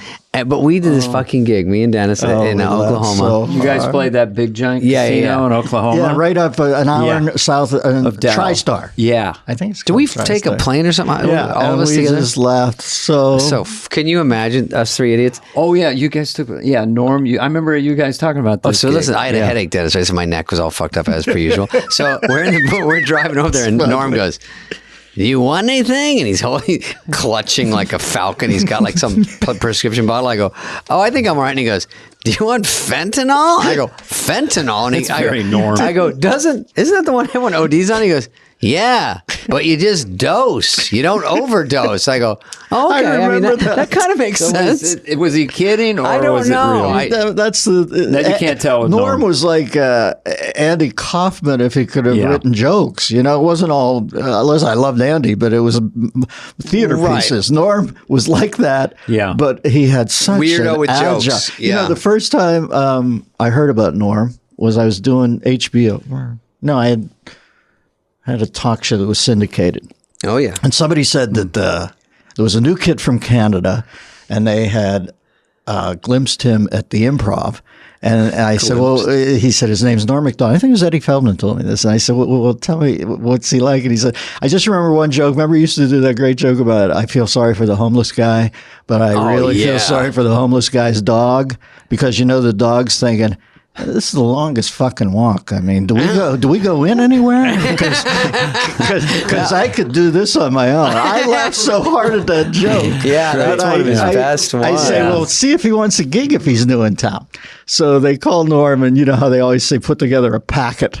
And this made me laugh. This is the midwife joke that makes me laugh. And he says, Norm says he won't do packets. And that word sounds so, It's so it funny. sounds grim, like you're a taskmaster when you say, I want a packet of jokes. He said, but I'll send one joke and you can make a determination. So he said, remember the joke he did about Dahmer, where he essentially reads the UPI wire copy of the Jeffrey Dahmer trial, and it's so I mean, it could not be grimmer. It's like Hieronymus Bosch sort of, and he disemboweled the young boy and ate the entry, you know, all that stuff. And it gets to the end of the joke, and Norm says, in his defense, Dahmer said he started it. It's So, such a Norm. hire him on the spot. Hired him on the spot. Yep. Put him in a room with Drake Sather, the great Drake Sather, who was on that Young Comedian Shit, special yeah, with with us. And they tinfoiled the window shut like Elvis. They both smoked Smicks. Nuts. And I mean, the head writer would go over and ask him for jokes at a certain time, and they bridled at that. And I said, listen, these guys are rare avis. Think of that as a like orchid hothouse. Those are two geniuses. You can't ruin the humidity in there. So I said, I went over to Norm and Drake, and I said, listen, guys, I'm not going to take your best jokes. I don't want to know your best jokes. I need some 6s and 7s for this monologue, because Norm would write jokes that I'd have to hand back to him. They were so brilliant. I said, I can't tell. You know, I'm not going to take this joke. This will be what something you, and Drake too. He was a stone killer. So they said, fine. So at 1:30, it literally is like the food slot in Papillon, where the jokes would slide out into the door. And out of 12 jokes, some of them were so crazy that you thought, I'm going to go to hell just for seeing this joke. And then a couple were just you know, I mean, they were two brilliant minds, and you know how they love to be left alone. Well, they didn't want to. Drake had a couple of. I remember when he goes, "I went to a funeral." He sounded like Dennis. He was kind of doing a little bit of Dennis. A lot of people, yeah, I we think all that's did. And he goes, influenced "I went to a funeral and I was wearing the same outfit as the deceased. How embarrassing! But how did I know he'd be wearing a "Too Drunk to Fuck" T-shirt?" Yeah, it was always I just pulled up on this car and the bumper sticker said, "Help. Stop bombing in Iran." I pulled up. I said, "I can't get my girlfriend to stop fucking my buddies. Can I handle that before I start ironing out everything in the Middle That's East?" a rhythm joke. You can almost insert anything there. I remember sitting one night up in the balcony at the Improv, and Jay was holding court. You know, he had like a tweed hat on. He'd call you Mister Arthur Conan Doyle Mr. pipe. You know, he's sitting up there. He's got a pipe. It's like avuncular. He's And like we're all 6 sitting months around him older in a than half us. circle. Mr. Carvey? And Mr. Drake's Spade. one of the people there. And, you know, Jay, listen, if you have a TV shot, you tell your 8 best jokes. You don't save jokes for the second shot. You don't don't save know if 'em. there'll be a second shot. You tell the best 8, then the second one you do the 9 through 15, you know. And it's like 40 minutes of the Socratic method. Yeah. At the end, he's like, okay, boys, I forget what he's got outside. He's got the Motorcycle, Munster Mobile or something that he bought at auction. Where Driving in a unicycle down the 405. So Drake's sitting there with a cigarette. He looks and he goes, "Hey, thanks, Jay, but I have a father." It's 45 minutes straight, and then finally. Well, Jay, I love listening to that stuff. I'm not making fun of Jay, but you know, he always had a tutorial. Jay was right about a lot of stuff. Yeah, never stop. You don't stop. He was very pragmatic. When we first moved to L.A., you talk about moving to New York Spade. When I first moved to L.A. from Pittsburgh, I was so scared and freaked out. It's such a you at least had the Bay Area. You knew California life, but I came out from the Burg, and it was like, Christ, I was on another planet. But thank God Jay had more of a proletariat underpinning, and he would have the same guys up, Seinfeld, Brogan, Larry Miller, Marr. Once in a while, we'd meet up at Jay's house up off Castle Drive, I think it was called. And Come on over. you'd go in and Jay would hold court at night. He always had pizza. And if you did a shitty TV shot somewhere, I don't give a fuck if it was like AM Warsaw. Jay had a copy of it. He saw it. Yeah, on put it Bob on. Crane technology, you know, that formatting. Crane from Hogan Zeros. There wasn't even streaming then, but he would have he'd load up a 3/8" something around that. 3/4. Hey, Dennis, look at Dennis is on Madam's Place this week. Madam's He Place. and the puppet, interaction hijinks Max and Sue. Spade, good job on Mike and Maddie. And once in a while, he they had hear like James Bond TVs all over, and he'd watch all the shows and knew what was going on. He would download all your worst stuff. Your worst. What happened here? And then there'd be banging from upstairs. Yeah, And, Mavis is upset. we used to do Jay Leno 911. Yeah, this is Jay Leno, and there's someone upstairs in my house, and I just need someone to check it out. Oh, are you married? Oh, never mind. You did the funniest. And by the way, that documentary, Carv, blew me out. Your commitment to it. I was so proud of you. What was it? It was the brilliant show that they did with Schmeigel and Colbert and the Danny Carvey show. But there's a great documentary about it. You can see how proud Dana is of it. And listen, that's a bad play by Brad. God rest Brad's soul. But you don't put Dana on with that crew. That's a wrecking crew. Oh, that's like those session guys, Hal Blaine and all that in that studio. I mean, was those a are cable. killers. It was an HBO show. And God bless Tim Allen. I mean, he was a huge hit, but there could not be more chalk and cheese, as the British say. No, once it was on primetime following Tim Allen. My favorite sketches no you chance. did, didn't you do The Incredible Journey with Jay? The dog and the cat and the dog who go cross country? Yeah, some kind of weird Do you remember sketch. that movie? It's a dog. The Never-Ending it's- Journey or something? Yeah, but it's a kid's movie. Am I confusing this with Stiller, or was this on your show? I don't think. Well, I did. Did you do Jay Leno on that? and Smigel did. It was you on the side of the road, like I don't think it was me. I think I did Jay and Smigel did Quentin Tarantino, and we got so excited that it bothered dogs like states away. Then I'm conflating it with Stiller show. Somebody did a great thing called The Incredible Journey, which is a Disney movie when they're young. It's two dogs and a cat get dropped at a vacation spot, and they have to get back across the country, and they all make it over to them. But somebody played Jay. And this is what I always think of Jay. He was always closing. He was a stone killer when he was in the work mode. He never thought about anything else. I remember he played Good Cop, Bad Cop with Helen Kushnick. Like, I remember I had a band on my show one night, a talk show called Yuthu Yindi. They were an Aborigine log band. They're standing there in, skirts made out of that, bamboo. Yes, that sort of stuff. No shirts on, and they're hitting big logs on little logs. This is what I'm booking at this point because I'm like third in line on the talk show thing. So the Youth Indie manager comes up to me and says, "Hey, we got a call from the Tonight Show. They said we weren't allowed to do it if we did your show." I'm talking to a guy in a loincloth. So I called Jay. I go, manager. "What the fuck are you doing? You're kidding me. I've gotten out of the way. I'm not trying for Tom Cruise. I've got the Youth Indie guys telling me that you're bracing them." That's hysterical. I had no Helen. You always do Helen. In the sketch, Jay's, there's a dog. And the dog goes, "I got to get across that highway. My master's across that highway. They've gone home from vacation. I love my master and I love my mistress." And then they show the cat, and the cat's, "I got to get across that highway. I need food. I know there's food over there because master and mistress always provide sustenance."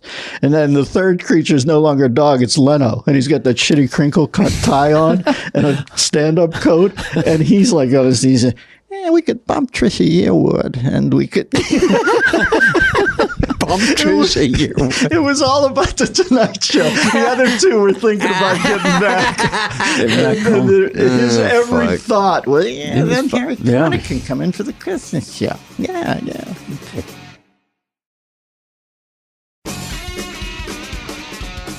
Do you want to talk about SNL a little more? People, those 6 years. Was there a point where you felt you turned the corner? I mean, I remember one time there was. Lorne had Whitney kind of try to maybe coach you a little bit or something. There was a blip there, and then after that, you seem like you got comfortable. You know what? I got to say this. Lorne changed my life. He's like Henry Higgins. It was all well intended. I look back and I don't even know if Lorne lauds it over you as much as you give him to. You know what I mean? He's such an omnipotent power in your You life. mean it's like in your head about Yeah, and then he's like pretty you want to cool, go, Lauren doesn't Lauren. really think about you. Yeah, every day you're No. like, I wonder if Lauren thinks this. I Yeah, wonder, and he's yeah, like just on I a don't treadmill at home. He doesn't It's give a like fuck. Paul McCartney said about the Beatles music. He goes, you listen to Winston Churchill, it's still all, wobbly and hissy. You listen to the Beatles, we get shiny and brighter all the time. And it's like, Lauren, the further you get away from the show, the more you appreciate having to handle the network, the egos, the sensibility. So Yeah. he gets a lot of when I stopped kudos. worrying as much about him because I knew I was making him laugh, Yeah. Oh, yeah. I got a little better at it. But I do remember coming out of the box and having a bit of a. I had this happen too. It's one of the gifts stand-ups given me. I was always such a neurotic kid. It's always I wasn't self-loathing all the time, but I had a quick switch to it. If anything went wrong, if I shot like a 61 in 9 holes of golf, I'd go, oh, you're such a, you fuck everything. I had that thing. And I got over that with Lauren. I didn't turn on myself as much. I remember thinking, you better get on your own side here. Yeah. And it happened to me on Letterman one night where I was standing back there. You remember how scared I was? So scared. We shitless. all I don't know scared about of you. Letterman. And Yeah. Biff's standing there. Biff. You remember Biff was so sweet. Stage manager Chewing right before gum. you go on. Not a care in the world. He's And like, he's so cool. Yeah, you kill it. And you're thinking, yeah. they do this a lot. Somebody must be doing it right. And right before I went out, and I had all day long been, they put you up at that hotel on Madison right there where all the watches were of the Longines building or whatever. And Midtown. I'd get up, I'd walk on Madison, go back to my room, try to lay down, walk. I was so Yeah, the day of nervous. the show, it's like a Christ, nightmare day. And I remember thinking right before I went out, I thought, Christ, you've worked so long and so hard, and you've dialed these jokes in.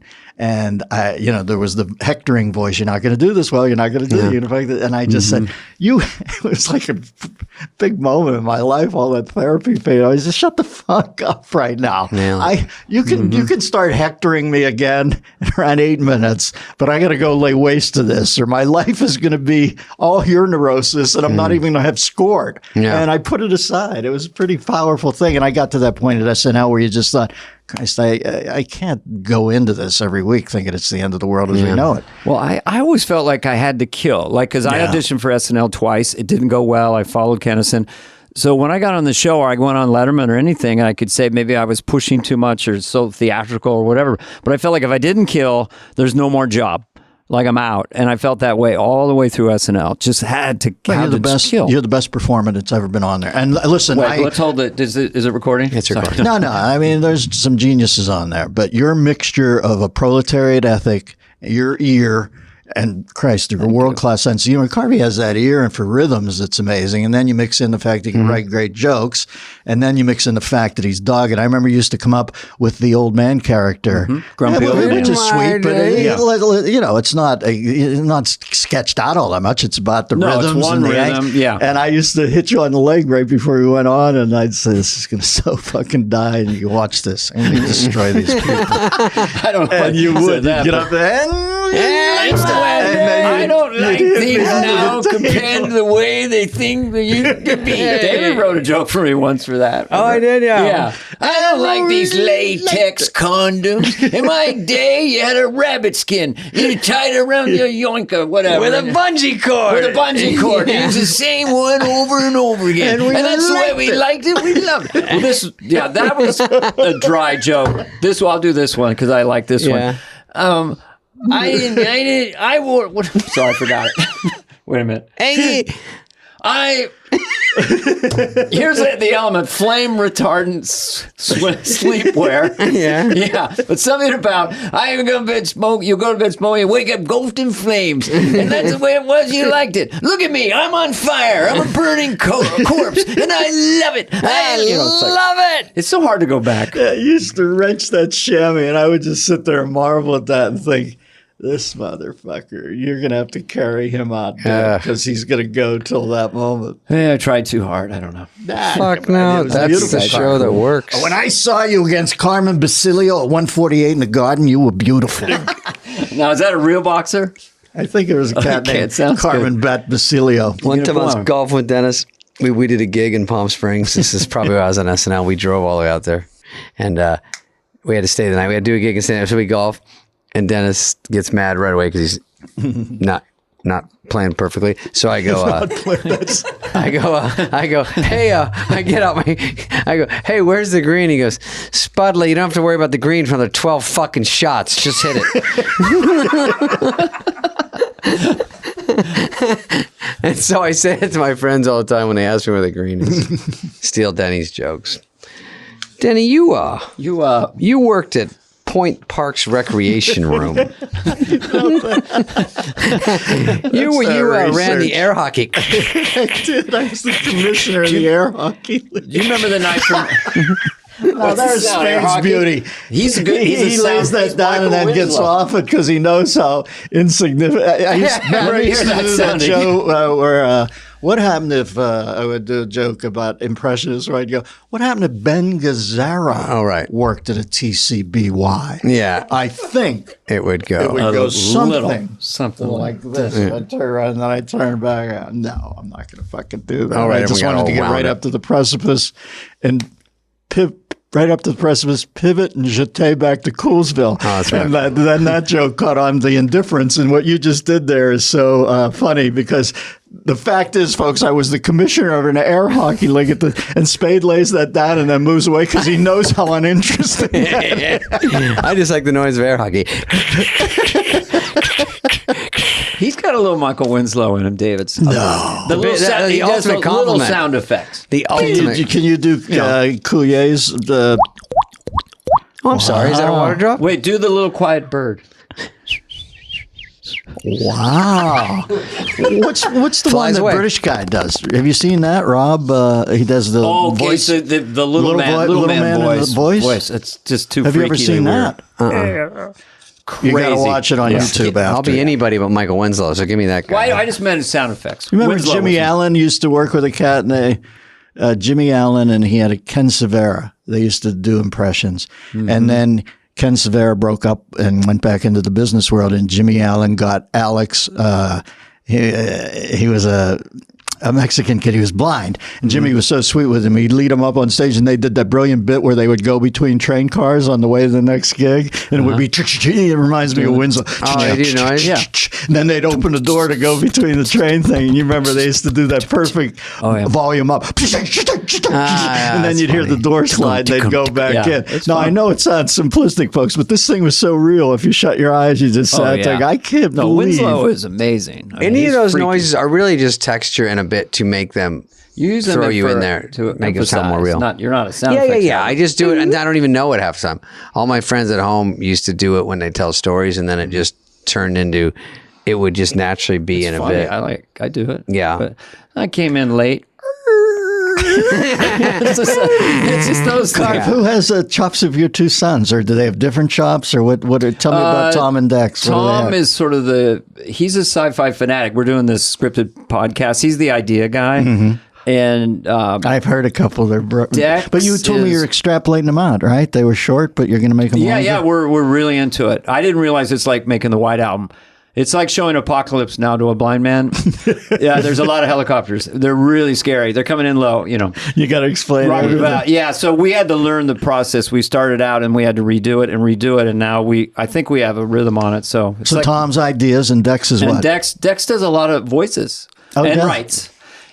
People who are listening now, fans of comedy, sometimes writing is just an idea in the room in the moment. It's not all just at a typewriter by yourself. Yeah. He's like, we should, maybe you should go into the game or something like that. There's some little thing of, we have that Mario Brothers one. Maybe you should go into the game with his dad. And it's like, that's a brilliant idea. Right. Then you run with it. Yeah. But it's just a blast. He has two sons. So it's fun working with your sons. When you just did the fans of comedy thing, it's such a Robin lilt the way you did that, and it reminds me how much I miss our friend Robin. And I think you saw him closest to the end, didn't you, Carv? He lived up in Marin County, when I was up there. Mark Pitta was a very good friend too. He was a great comic friend of mine.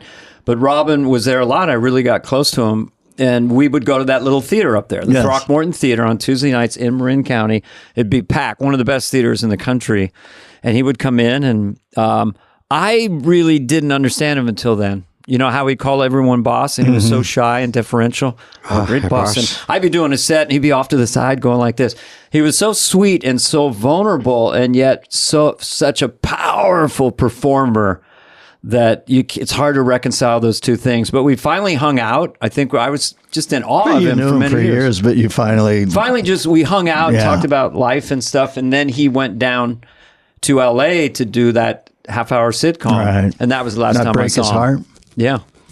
I saw him at the other one night. Was the other the one with the long, thin window along the way? Yeah, that was in San Francisco, where I met my wife, the other cafe. I was with him at the other one night when he went up on stage, and Mystery Science 3000, everybody walking by the window. Yes, and you would riff for people in this giant picture window. You have certain nights in comedy. Kennison around 2:30 in the morning one night at the Comedy Store, just wading into some tourists who thought it was Dr. Feelgood, and then he went Anton LaVey, Dark Prince, and they're all like scared. But Robin, that night, people would come at a predictable cadence almost, and he would annotate them. And he's absolutely brilliant. Yeah. One night outside that place, I'd done a set, and he stopped me, and it was misty with a lamppost. There's the other. And this was before he went to L.A., before he passed away. And he said, Dana, and he said he always had this idea in his head that I had came up with talking about your dick like, oh, my Mr. Happy, referring to it. But I never did. And at your wedding, he mentioned that to me. Well, I think people said that maybe you came up with Mr. Happy. Never did. So he brought it up again. Sounds good. He brought it up again. Oh, I feel like, maybe I took Mr. Happy. I said, Robin, I tried to take your whole act. I tried to become you. Yeah. That's not the way this is supposed to go. One time I was thinking about, I don't have stories like you guys, but I was just, did you know Robin pretty well? A little bit, but I met him through Bobcat, and then, again, friendly, but I didn't know him well at all. So here I am auditioning before I ever met him at the Improv on Melrose, and I have a showcase. So, you got to go up and do like 7 minutes. So I'm waiting, and it's packed, and they go, you're next. And then they go, we just gave him the light. And then I'm waiting over here behind me. And I go, it's like Predator. I go, oh no. And he's watching, and I go, oh my God, it's fucking Robin Williams. And then they go, you want to go up next? He goes, okay. And I go, no. But there's nothing you can do. It's too big of a force. And I'm like, fuck it, go. And then he went on and did maybe an hour. And then I'm trying to fight my way to the crowd because everyone's leaving. The people that are to see me are like, everyone forgot. It's like you forgot your carry-on bag and you have to go back down the aisle on a plane. Exactly. They're pushing you out of the way to get out of the theater. Excuse me, I got to get back to 23D. I've got a knapsack. 23D in the center. I'm like, wait, the people from Star Search are leaving. Sweet man, though. Very sweet. Really a vulnerable person, but what a fucking genius. Yeah. At our crap. But when I do these talks with David in this podcast, I think of people like us in high school listening to this, and it is kind of an interesting aspect to it. Because when I was watching, I don't know about you guys, I'd watch people on TV as a kid, and they would never really say how they got into this. And then I was on Ed Sullivan, but I wanted to know how the fuck do you get into show business? Yeah, it's all hard. Now I sold some jokes to a kid named Joe Bolster. Do you remember Joe? I remember Joe Bolster, comedian. Mm-hmm. He was in town working at the Pittsburgh Comedy Club, and Christ, I was living in an earthen floor basement. I was like a step away from being, Hannibal Lecter's lighting stand, and it was so grim, my life. I just had an apartment with an earthen floor that I laid some rugs on. Baked, it was like $40 a month. God. It was so broke that I just laid bad Indian rugs on top of it. I go to the comedy club and I have some jokes, and Joe Bolster buys 3 or 4 of them for $25 a pop. And then I'm laying there watching on this TV that I have. It's so small. This is in the era of cables just come in, but I'm watching it on rabbit ears still. I'm so broken.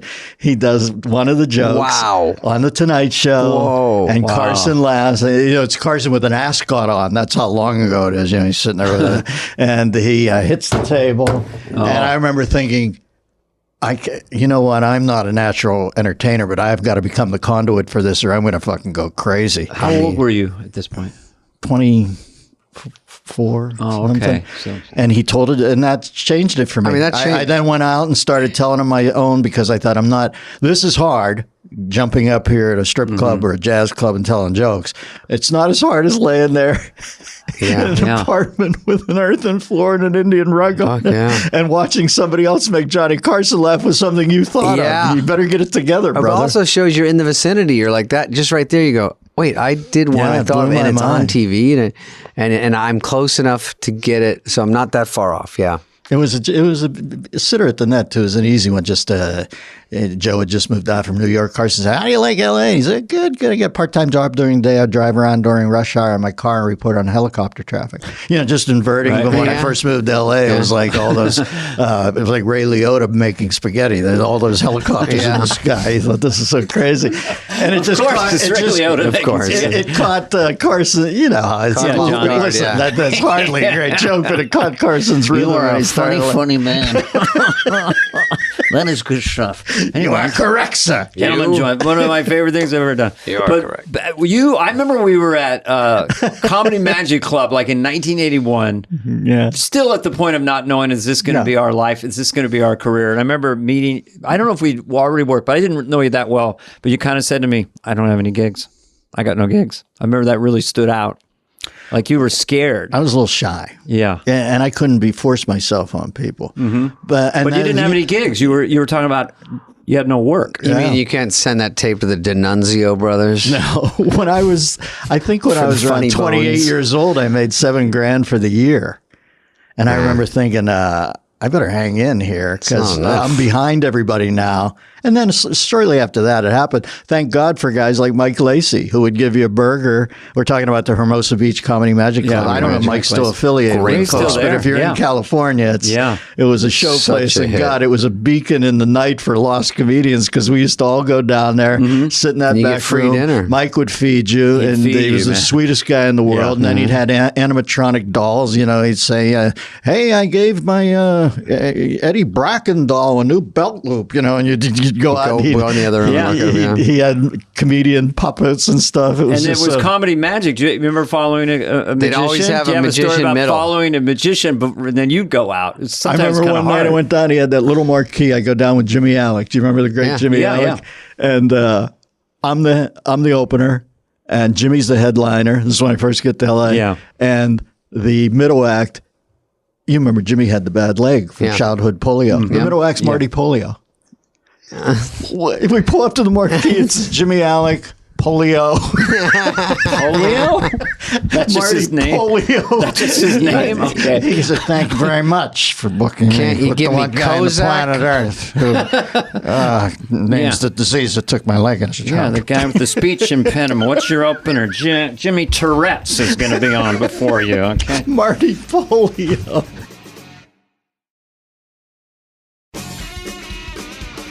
I can't let Dennis go without thanking him for being in Joe Dirt. Spade. God, it gives me cachet with the kids. I can't tell you how many people. I don't know how that didn't turn into something else, Spade. I know you did too, but it's like a Wayne's World thing. Bring it back now. I have people come up to me. That's their favorite movie. It always boggles my mind. Not boggles my mind, but I didn't know Joe Dirt until I did the movie. Yeah. And then all of a sudden I had this whole new audience. People love that movie. Yeah, that lucked out. Who thought of the name Joe Dirt? Joe Dirt. It was me and Fred Wolf wrote it. Wolf. And you're good. You're really good. It was called Shane for a while. Dennis, I want to tell you, first of all, you did a great job. And I'm going to talk to you, Dana, in a second. I want to say one joke. I just want to tell Dennis there's no way you can do better, but we're going to do one more time. And hey, Fred, you're going to be our guest one of these days. Yeah, Fred's coming up. But it was called Shane because I thought that was a funny name for that guy. And then I said, what if it's just Joe Dirt? And very potent. Which I didn't love, but then it kind of caught in there. And it was sort of a crystal meth guy at the beginning. And then we kind of made it a little nicer. Mm-hmm. And that was a good move. That was Ted Lasso way before Ted Lasso. Yeah, it was a sweet guy, a sweet guy where you really pulled for him. That was a good vibration, right? And it was first time I wasn't super sarcastic and all that, and got in. Wasn't making fun of the South. It was sort of. One guy was really like a genuine, authentic person, and Kid Rock was great. You were great. Dennis and I remember I had script pages on my lap because I think we had Dennis for one day, and he was just making up joke after joke. It was just fucking spinning gold, obviously. What are you, Jane Fonda from Clue? We tried to write like him. That was the heritage joke. Oh, yeah. And then I would just try to look down, look up, say my lines. Look down, look up, because it was too hard. We were moving too quickly. I had 12 pages of dialogue. I had to keep going. Yeah, we knocked it out, though, And man. then That was a Jesus productive day. Yeah, and then I think Dennis got out at lunch or something because it was like we got it all, and we didn't know how hard it would be, but he was nailing it all, and then he would just riff on each one and go, "I'll give you 3 for this," and then it was like 3 jokes. We're like, "Fuck it!" And then Smudley, I lost 10 pounds after I saw Joe Dirt 2. He was nice enough to have me in for like a practical note on Joe Dirt 2. Yeah, I'm sitting there and like. It's before Untuck It, so I've got a regular length shirt that's hanging out down. I remember you told me this. You know, like a muumuu or the sheet. I look like Alan Carr. I've got this. Jesus I can't watch that movie without seeing how fat I was at the beginning of that, man. I know. So right after that, I appreciate it. I'm not exactly Frank Gorshin in the Riddler costume now, but I've at least lost a few. Like Donnie Sutherland, sure enough, Timmy Hutton. My first I did a movie once with Michael Douglas and Donald Sutherland, and it was called Disclosure. It was about sexual harassment. I saw it. That's a great movie. And I remember seeing for the first time how the other half lived, because as soon as they'd yell "cut," you know, Michael had the whole world wired. He was Gecko in real life, and Sudsy was so funny. Yeah. He was like a hippie guy. Very cool French hippie, sort of French Canadian hippie, and we'd go down a pair of steps. There was a golf cart there. We'd be in the golf cart. They'd blow out through the doors. We were out in Warner Brothers studio. We'd go down. Mike had this trailer that was like the Taj Mahal, and he had he'd call ahead and what your drink was. Yeah, I love it. And he would meet us at the door with our drinks, and we'd watch the NBA championship. Yeah, and I just remember thinking it was he and Donald were so funny together, and you realize the guys like us, quite frankly, I'm from Pittsburgh, Spudley, Arizona. Young guy from Arizona, and Carr from up in the Bay. You're telling me stories about room servicing for Michael. You know, we're not guys who were privy to this. You remember that first moment you're let in? You called me one night, you and McCartney were out in the Hamptons, and I just, there's that mind blow part where you go through, I can't, You're trying to fake it like you belong, but you're thinking this is unbelievable. And I was not ever on SNL at that point. I was just hanging out with Paul McCartney for 5 nights with Linda. But having a famous person, the first time a host would come in and know you. You know, like, because you're always just a writer, you just perform, and then someone goes, "Oh yeah, maybe we can do something together," and I'm like they know something and they like you. And Carole King came to the show and said, we should try to do something together. Oh, for Carole King, just out of the blue. I don't know. That's a big part of SNL is Lorne, almost as much as being funny and not being a sweat act and not laughing at your own jokes. Yeah. He does not want you to be overly supplicating with people. No. You know what I mean? You remember those Monday night things. Sometimes you'd sit there with somebody really who was your hero, and he didn't want you gushy about it. Did you have people, like throughout your tenure in SNL and your career, like somebody famous that was older that gave you kudos or came up to you at a restaurant or whatever? Sammy Kahn, the great lyricist. He came up to you one night, said, "Kid, Can you imagine that? Sammy Kahn. Come fly with me. Yeah. I was a nerd kid, and I always dug that. And I remember what year? How famous were you when you got the message? I did a roast for Friar's Roast, and I ate it. And I remember I went on like 15th out of 17th people. You know, the Friars. Mm-hmm. It was for Chevy, not the train wreck one later down the road. This is when Chevy was front running. It works better when the guy's in a power position. Mm-hmm. You know, because the jokes sort of fall off their back. And you also know him a little bit. Yeah, like, Chevy later, still Chevy. Mm-hmm. I mean, Chevy's, to me, hugely funny, but it wasn't quite the success story. Yeah. So the jokes landed and stuck a little more, and it's harder to watch. But I remember I went up and I said, "Nice to be here in the Friars." I always think of Milton Berle. Milton Berle's dick is so big that I'd have to think he stole that too, and because he was famous for stealing jokes. So it's a good joke, but I'm like, nobody knows me. He's Yoda there, and they're thinking, who the fuck is this? It's a great joke. I eat it. I remember Paul Newman's on the dais. I looked down, and Paul Newman, who was very cool, but he has to avert my gaze because it's so bad. Like what's going on? I hate that. And I come off after it. I'm just, this goes back to Sammy. I come off, and man, I am. Nobody has felt worse at a Friar's Roast until Whoopi convinced Ted Danson to get out of the Hanson cab in blackface at noon on 7th Avenue. You know that? I'm sure he can still think of that and sit up bolt upright in the middle of the night and go, what the fuck was I doing? But Sammy Kahn comes, he's done it, Sammy Kahn. It's the Sammy Kahn. He goes, fuck Milton Berle. Oh, I love it. And he was so, just the fact that I was commiserating, assuaging my wounds with Sammy Cahn made me laugh. It's an amazing existence being in show business. If you get lucky like we do, good Lord. Well, I love you boys. Thanks, You're two of my Dennis. dearest friends. How long we've been together great. now? 30 years? I've known let's say you. lower. I've met you in like Yeah, a 81. little shorter with you, Spudley. Who did you run with? You used to run in that alley. Remember Rob was, I met Rob's daughter. Schneider has a daughter who's a singer. Al King, Yeah, she's London's child. Yeah. As I met you, and It was always Adam, you. a little less Adam, but remember we had apartments out in the valley somewhere. I was off the Studio City. I had like a swinging apartment, and I remember I bought an old front car seat for my couch. And that's how nouveau gauche I was. Yeah. Wow. I remember buying it at an art gallery. And that was my couch, was an old car seat from a Dodge Valiant. I thought it was cool. Remember bringing women home. You'd see a Roadrunner cloud heading off into the distance. What the fuck, Dr. Theme? And we all lived out there, and I would run into I the house cats. sat for you once on Coldwater. You had a huge house on sticks, and it made me that was a scared. bad house. Because you have sticks Not on good the hill. with seismic It was activity. hanging off. I remember my saddest moment in L.A. I was into that place. Back then, it wasn't that much, but for me, it was a lot of money. And I remember Phil took a step up. Remember Phil went north of $1 million, not in Encino, and we were all like, our minds were blown. shit. Some and I, hundreds. But I've got leaks like out the wazoo. Nobody's building the code in L.A. It rains once, and all of a sudden, it's the parting of the Red Sea. And I get these roof guys to fix it. This is my grimmest moment in L.A. I come home. I walk in the door. It's just pouring through the water. I go up, and two guys just stoned out of their gourd, sitting in the rain on the roof with a big spliff, looking at me. Go, hey, Mr. Miller, home early?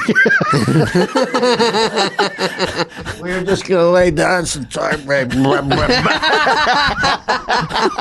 It happens. L.A., when you first get money, you don't know what the hell to do. I know. Spudley, by the way, beautiful pad. Beautiful. Oh, yeah, we're doing this from the house for the second time. The artwork is impeccable, and the place is just the nines, man.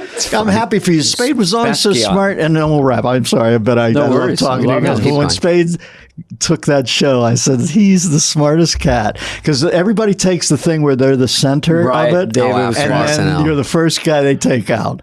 Yes. And, they go, it's not like SNL. And I always said Spade was so funny because George Segal and Laura San Giacomo, she's hot off the They had a great Sex cast. Lies, Right, yeah. and George is just a player. Yeah. They center post it, and Spudley nibbling around the frame. Wendy Malick, who was Nibbling kind around the of, first. she was, She's great. She's kind of sexy in a, Sexy and like funny, a delivers laid-back great way. jokes, yeah. And Spade comes nibbling in. Hey, we got that photo shoot, and I'm going to cast some models. And then he's like Batista. He heads back to the mountains with some mead and some meat, and he became stays a out of the fun- frame. It's great. of that show. It's hard to memorize lines. You just come in and they said if I do my own show, I'm just gonna have to get a Spade guy to come in. I'll carry all the lines, and then someone comes in and scores and leaves. I want to be that guy. Yeah, Smart. Yeah, you scored in that I got show. lucky. I know. Hysterical. All right, thanks, Dennis. All right, beautiful. Thanks, Dennis Miller has been our guest. Love you too. Peace out.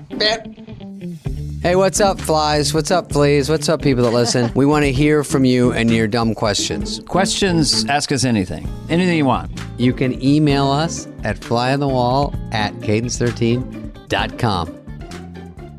Here's a Spade. Okay, I'll just introduce. This is from Ryan Bach. Dear David and Dana, I'm sorry for only coming up with a Spade-centric question. Okay, I'm going on a personal vacation. Okay, I'll take over. Okay. I'll relax. This Go is the for it. longest question. It's something I've been dying to know for over a decade. No interviewer has ever asked him, to my knowledge. Can you please tell us everything about Emperor's New Groove Experience? Sure. That's a separate podcast. How did it come to you? How did they decide it should be a llama? Do you realize it's by far the funniest cartoon made in the 21st century? And people quote it. Adore you both. Oh, you're back in. And happy this podcast came to life. Cheers. Well, Ryan, a female Ryan. a female Ryan. Okay, switch hitter name like Dana. Okay, What did the llama sound like? I mean, I'm so. Meep, mop, moop. No, I can't And what would he remember. say? Hello, I'm the llama. I pooped my llama pants. That was his Oh, catchphrase. no wonder it made 300 million. Here's how it was. You know Owen Wilson. How's it going? Yeah, we could go to Argentina and like go surfing, tomorrow if you want. It started out me, Owen, and Carla Gugino were Prince and the Pauper. She was the queen. I was Prince or whatever. And she was princess. I was going to marry her, I guess. And Owen was a peasant.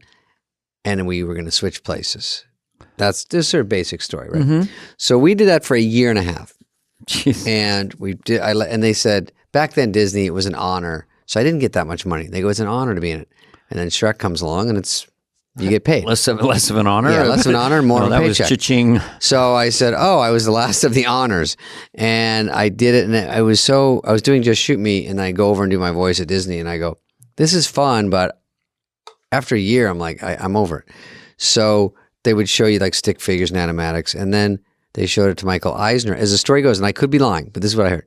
Disney guy? Yeah, he was the head of Disney. He watches it, and he doesn't love it. And he says, scrap it. What else can you do? And he goes, I liked, not really Spade, but I just like the prince's attitude of being like sort of snarky. What could he do? And they go, what if he turns into a llama? And he goes, yeah, something like that. So he'd already spent how do millions. I get that job? It's unbelievable. And he flipped it. They came up with a new story. Another year and a half. Sting does the music. They throw away all his old songs. He gets mad. There's a documentary about that. Really? So this is a very interesting It was story. a real whole thing. Yeah, Trudy did a documentary. So I finished it off. I was being crabby at the end because I didn't really know where the story was going. So we were just making up stuff. And when I saw the premiere, I never met Patrick Warburton, who was Kronk, who was great. Eartha Kitt, was Yzma? Great. Sting's music was unreal. He got nominated for an Oscar. And then it was so funny at the premiere. I go, am I out of my mind or is this fucking hilarious? They did a great job. And with cartoons, I did the voice fine, but they make everything funny around you, Dana. You've done it. You did Life of Pets, was it? I did The Secret Life of Pets. Yeah. The first one did really well, and then the second one not so well. So, but we have a ride. Do you have a ride with your?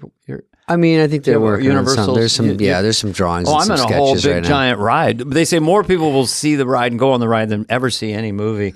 I have a ride. Damn it. It's at Universal. As you come into the thing, you're going down the tunnel. My dog is introducing it. You're gonna love this ride, and I get a little taste of the action. Little checks keep coming in, but yours is good too. It No, just didn't it's make it good. to I a might snow go on ride. that. Couldn't you just give it a Ferris wheel or something? I'll check out The Secret Life of Farts or whatever it's called. Anyway, we're broadcasting from David's beautiful house, so I can make fun of The him. Emperor's New Groove didn't pay for it, but It was I a did big it, movie. and then I was so happy I did it because I really liked it, and I got good reviews for the only time in my life, and then it went on and on for Disney. So I love it, and I appreciate all the people that like it out there, and I was lucky to be in it. If I'll leave it at they animated our podcast, and you were They should. and you were a fly, what voice would you use for the fly? Meet mop moop. It doesn't matter what it is. Doesn't matter. It's just the I'm idea that you're I'm a robot fly. No, I played Buzz and Scuzz as horseflies in a show called Racing Stripes. Steve Harvey and I were flies, horseflies. I would do this voice, and no one would know who it was. I would be That's a a fly. fly? I'd be a fly talking like Kevin Grant, but no, the kids wouldn't know. It'd just be I'm a very sophisticated fly. This is how I am.